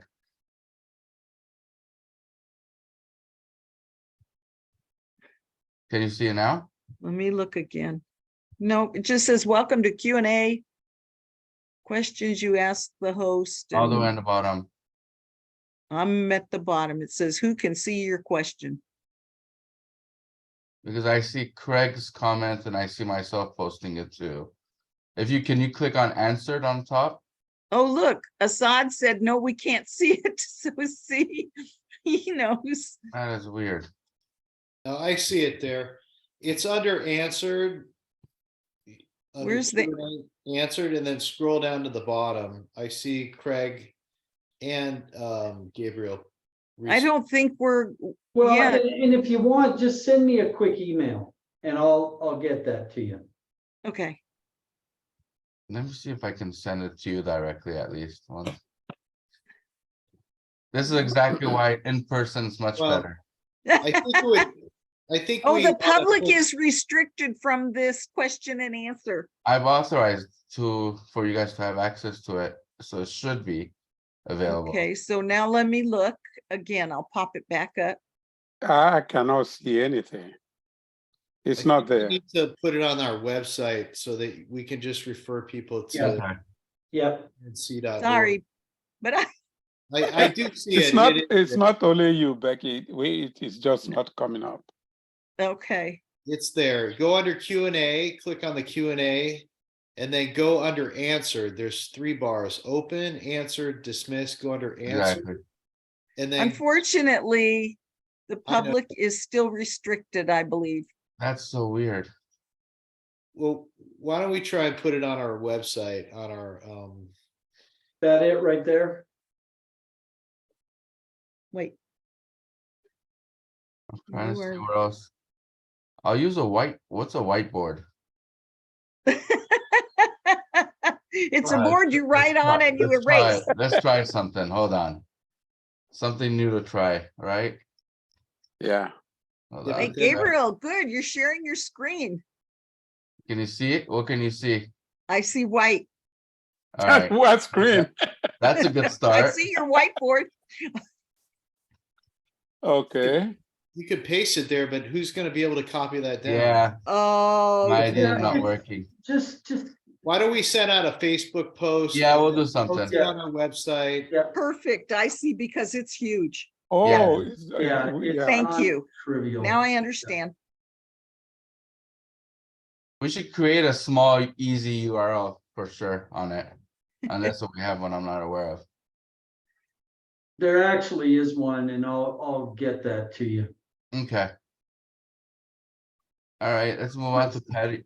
Patty, real quick. Patty? Yeah, what I just did was to Google, I put in Google methane monitoring Porter Ranch, and that was the second thing to come up. Can was you- his- Can This you post website. that in question and answers real quick? See if we I just did. You did. Wait, yeah. let me see if. But- let me- And that is true, PLC. yeah, if you Ellen, went to the do old one, that. the old Just go to- Porter Ranch website, it redirects you to it. So just go to Google, type in methane monitoring Porter Ranch, and it'll be the second one that comes up. And Okay. also, I just wanted to point out to Don that the other day on Monday, I think it was, not yesterday because I didn't have power. I went to your website and your monitors were working, went to SoCal Gases, theirs was offline. So I'm glad you got systems that actually work all the time. Well, and by the way, we've relocated one of our staff members to your neighborhood area to do nothing but support this project. Yay. So we're throwing everything we possibly can at this to get these final systems installed and operational as quickly as we possibly can. Thumbs up, thumbs up. Thank you. Glenn, the floor is yours. Oh, I put it in the Q&A. There's 2 tabs. And I think by default, it goes to my question. You only see your own questions. So the public, and you don't see it as board members. So the public has to click on the other tab, all questions, in order to see other people's, all the other public questions and public answers. Gotcha.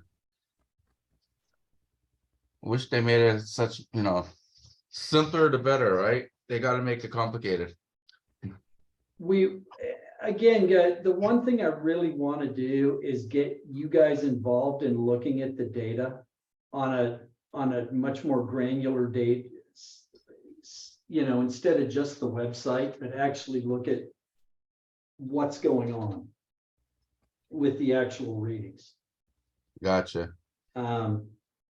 We do this a lot with communities, and it's extremely effective in really answering what I like to call the so what question. We've set these things up. They're creating a ton of data right now. What's it mean? And we really want to help you guys understand what this means. And like I said, we're kind of data geeks. We sit around and obsess about this stuff.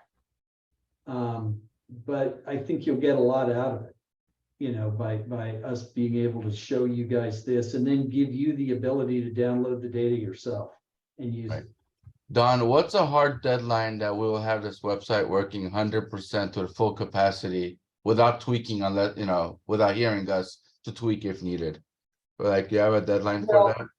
So the deadline for the website itself, I mean, we'll do that quickly within the next, by the next meeting here, you'll have a fully functional, no issues website whatsoever. Getting the equipment installed, the fence line systems, we're still waiting for just some site access issues. Council Member Lee's office is really helping us support on that. And then, as soon as we can possibly get that stuff done, we'll get this equipment installed. We've got the monitoring stations already, fabricated. We've got monitors sitting there. We're just it's just dealing with the right of access. So would you say everything should be up and running by next meeting, you're saying? Can we hold you to that? For the website, yeah. And all the data? Winds, Well, data? the data for the existing monitors. The other stuff, Gabe, the fence line systems, we're probably, to be very honest about this, it's still going to be at least another couple months. Because once we get the right of access, we've still got to then get all the utilities put up and all of that. And we can't do that until we physically locate the systems at a certain location. Right, but the ones on the poles should be up and running. by next month. Absolutely, yes, and they are running. So we've got all that data, that'll be ready by tomorrow. Okay, yeah, as soon as it's ready, drop me an email so I can, and then drop me the short version of the URL so I can pass it on to the public, please. Yep, for sure. Thank you. Julie, did you have another question? I'm about falling asleep here. Is it going to ever be simplified to an app? For me to find a website, pardon me? So yeah, Julie, actually, the website itself is an app. And so you can install it on your phone, and we actually have instructions on how to do that. Oh. And it will actually appear, you don't have to do things like download it from Google or from Apple. It just, if you save it, we have instructions on how you save it on your phone and it just shows up as an app. And it's Oh. fully compatible to do that. Okay, when will you give those instructions and how do we get them? Because I just need it simple, but I'd like to be able to, review and watch what's going on. Yeah, it's actually on the website itself. It has some instructions, but we'll also, Gabe, I'll send you that as a separate document Okay. that makes it easier for people to get that information. Yeah. Perfect. And Yeah, Julie, are good you for the file. subscribed to our newsletter, PRNC newsletter? I didn't hear you. What? Did you get our newsletter, our weekly You're newsletter? talking about emails to me? Correct. Well, let me think. Well, I get whenever you're having a meeting and all the information that comes with it. You Do get so- everything. Okay, All right. perfect. Yeah, so you're gonna send it out so that I Yes, can. that we will be. figure it out. Correct. Thank you. Mhm. Thank you, Julie. All right, Don. I don't see any hands. Oh, I see one more hand up. Randy. Hey, sorry, this isn't that. I just wanted to let you know I found the source of the attack and shut it down. To the perpetrator, if they are here, if you have a problem with me, I encourage you to reach out to me directly so we can openly and honestly discuss your issue in a civilized manner. Because if you think you can scare me off or shut me down with some childish audio pranks, you have picked the wrong girl. I'm a woman in game development. I've dealt with worse things than you can put at me. So I'm good. Thanks. Right. All right, Don, thank you very much. All I right, appreciate everything and just stay in touch with me, please. Sooner the absolutely. better. Yeah, thanks, everyone. Thank you. All right, we're almost done. We got a couple of minutes to approve. The first one is we're on item number 15, just in case if anybody needs to know or wants to know. A motion to approve October 12th, 2022 meeting draft minutes. Do I have a second? Second. Thank you, David. Any questions or comments? No question. All right, let's call the vote. Should I call him, Becky? I can do it.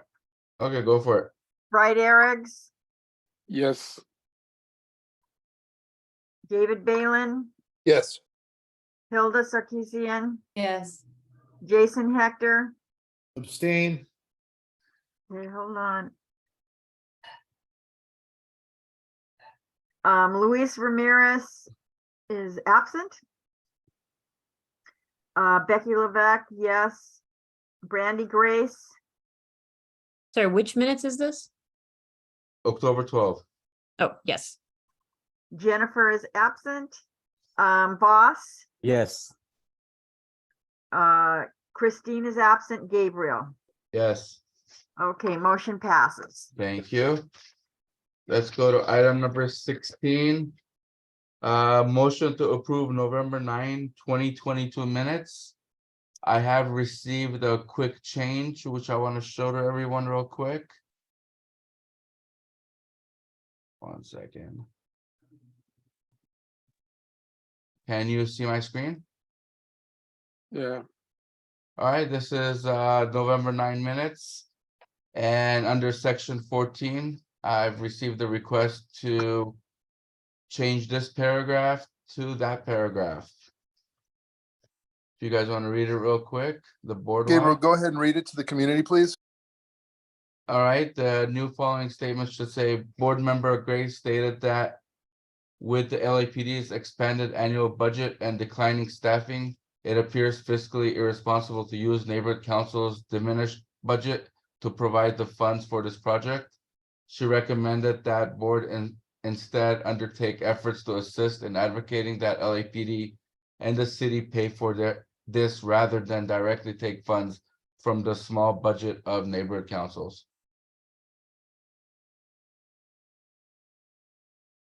So what I would like to do is I'll make a motion to approve the edited minutes. Second. Who was that, Brandy? Yeah. Thank you, Brandy. Any questions? I can't see if anybody has questions because I'm sharing my screen. Let me stop sharing. All right. I don't see any hands up. You can call the vote, Becky. Okay, Bright, Yes.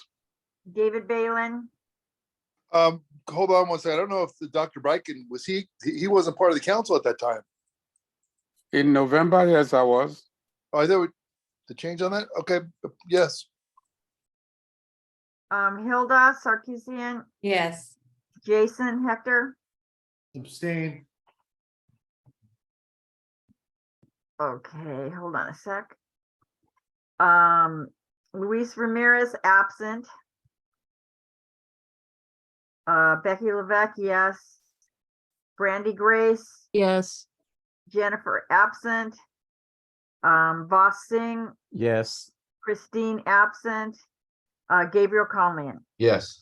Okay, motion passes. Thank you. Let's go to item number 17. Motion to approve December 2022 special meeting draft minutes. Do I have a second? I second. Thank you. Any questions, comments? Nope. All right, call the vote, Becky, please. Okay. Hold on one second. And this is number 16? Item 17. 17. December 12. Okay.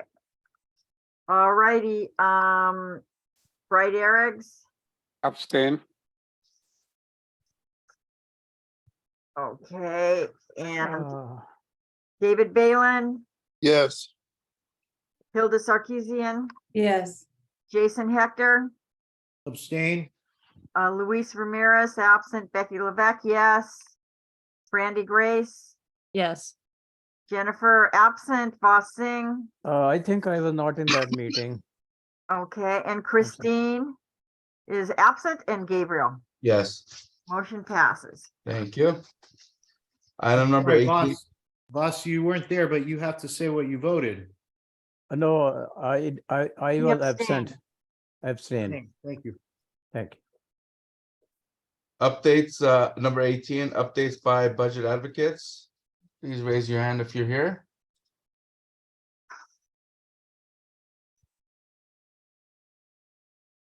Glenn? Let's bring him in real quick.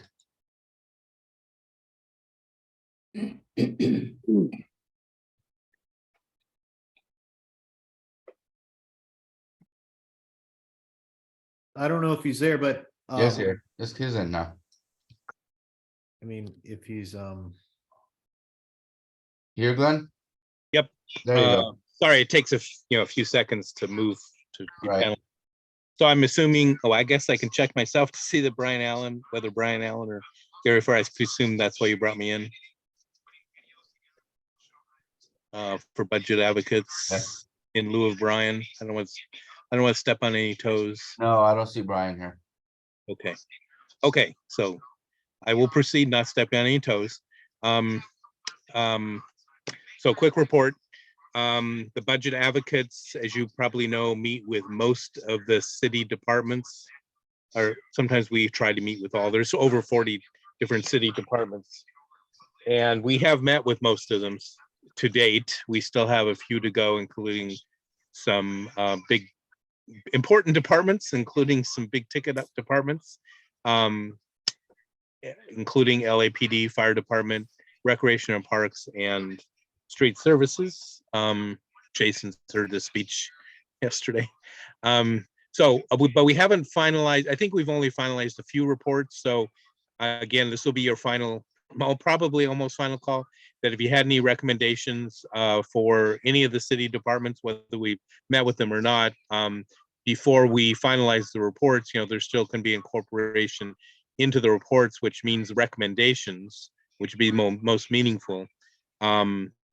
So because those are all compiled and submitted to the city council, the mayor, and the CAO prior to their finalizing the new city budget. And so that's one way that neighborhood councils can provide input to that. The other thing I just want to share with you is the Department of Neighborhood Empowerment reached out to the various neighborhood council alliances and asked to present their proposed budget in detail to the alliances. So although they're going to be doing a probably abbreviated because of the length of the agenda presentation tomorrow at the Valley Alliance and Neighborhood Councils, there will be a town hall session hosted by the Neighbor Council Budget Advocates, where the only subject of the session is in fact the done budget. They are requesting some significant increases and some new programs, etc.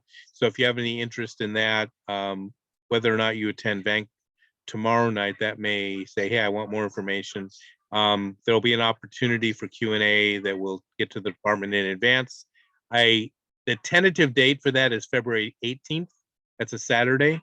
It will be virtual. I don't have the exact time, so I'm not going to say a time, but it likely would be either very late morning or afternoon. But again, this is we had a date and time, but it's had to be changed. So that's, I just want, and you'll get an invitation to that. It's citywide, so all neighbor councils throughout the city will be involved with that. I'm not sure if your meeting fell when the second financial status report had been released in December or not, but it was, and that is in the council files under the budget, the 220600 council file.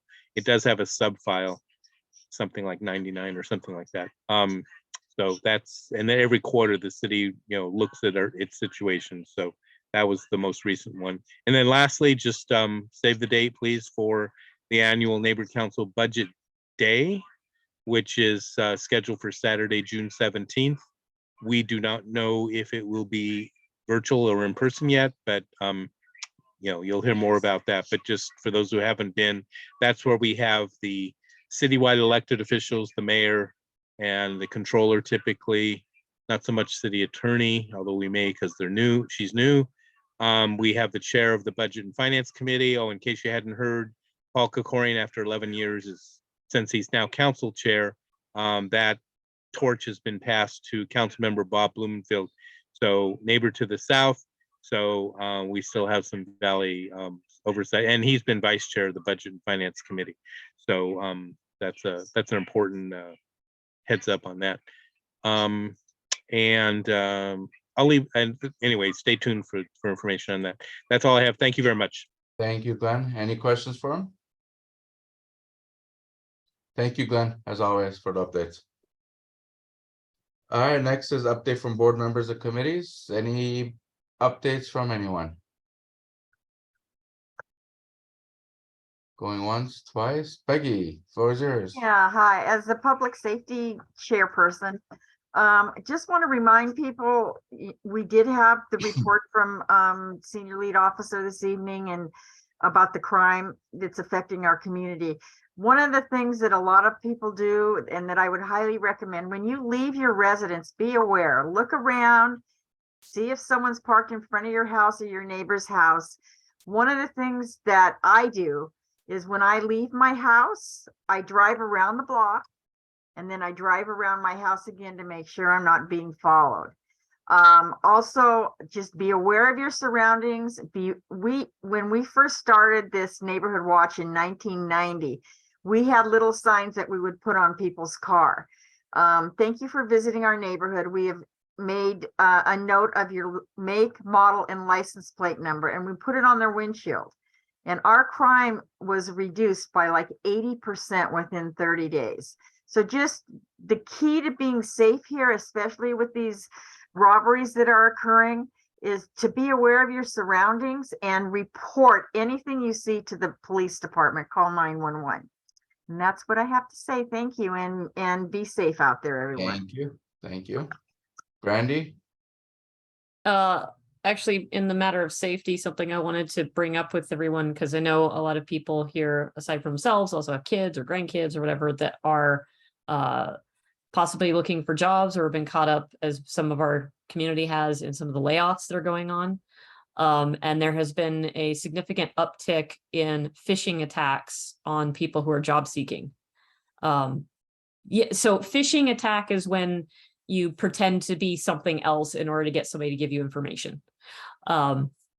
What they're doing is they are impersonating companies. EA got impersonated a bunch, Electronic Arts, Microsoft, Google, stuff like that. They'll impersonate a company and tell you that they want to interview you, and then get the person to do go through the job application process, at which point they do quote background checks. So they ask you for personal information like your social security number and maybe your passport information, pictures of your ID cards, and then they use that to steal your identity. There's also another version that I'm investigating where supposedly they use a real person's ID and resume in order to land an interview for a different person. So you get an email that you've got an interview for a job you never signed up for, so you ignore it, and then someone else shows up to interview for you. And I'm not quite sure how that one shakes out, but because that's new. But the other one has become a drastic problem for job seekers. So just be careful and let your family and friends know if they get potential job offers from companies they never applied to. Take it with a heaping pile of salt. It's very possible it's a scam. Thank you, Brandy. Jason? I'll just say the same thing I said last time. If the community can help with 311 requests, I noticed with the rains, the potholes are really big on Rinaldi. I noticed we had one motorhome that's moved out of the area, but there's a bunch of trash. So if you don't want to use 311, you can just call John Lee's office. They'll put it in for you. But please help and report, all the stuff you're seeing, the dumping, the potholes, the trying to stay on top of the tree stuff. But, I appreciate the help. I've been putting in lots and lots of requests. I put in a request for the mudslides that are occurring at Wilbur and Tampa Park. I don't know if you guys saw, but it was really bad. Yeah, we had I sent you guys the email. So please, everybody, I'm kind of focused on where I live, but there's stuff all over. I see a lot of graffiti. Just put it in 311 or call John Lee's office and they'll or email them and they'll take care of it for you if you don't have it on your phone. That's all. Thank you. Thank you. And with no further questions, we'll move on to our next item, which is next meeting is on February 8th. 2023, so February 8, 2023, and we can adjourn the meeting without any objection at 9:44 p.m. No objection. Thank you, everyone, Good night. and Thank have you a all. wonderful Good evening. night, everybody. Good Thank you, night. Gabe. Thank you. Hey, Gabe, Yes. can you send me the contact info that was in the chat earlier from the lead officer? Will do. Thanks. Thank you. Thank you, Gabe. Thank you. Have a good night, everyone. Thank Night. you.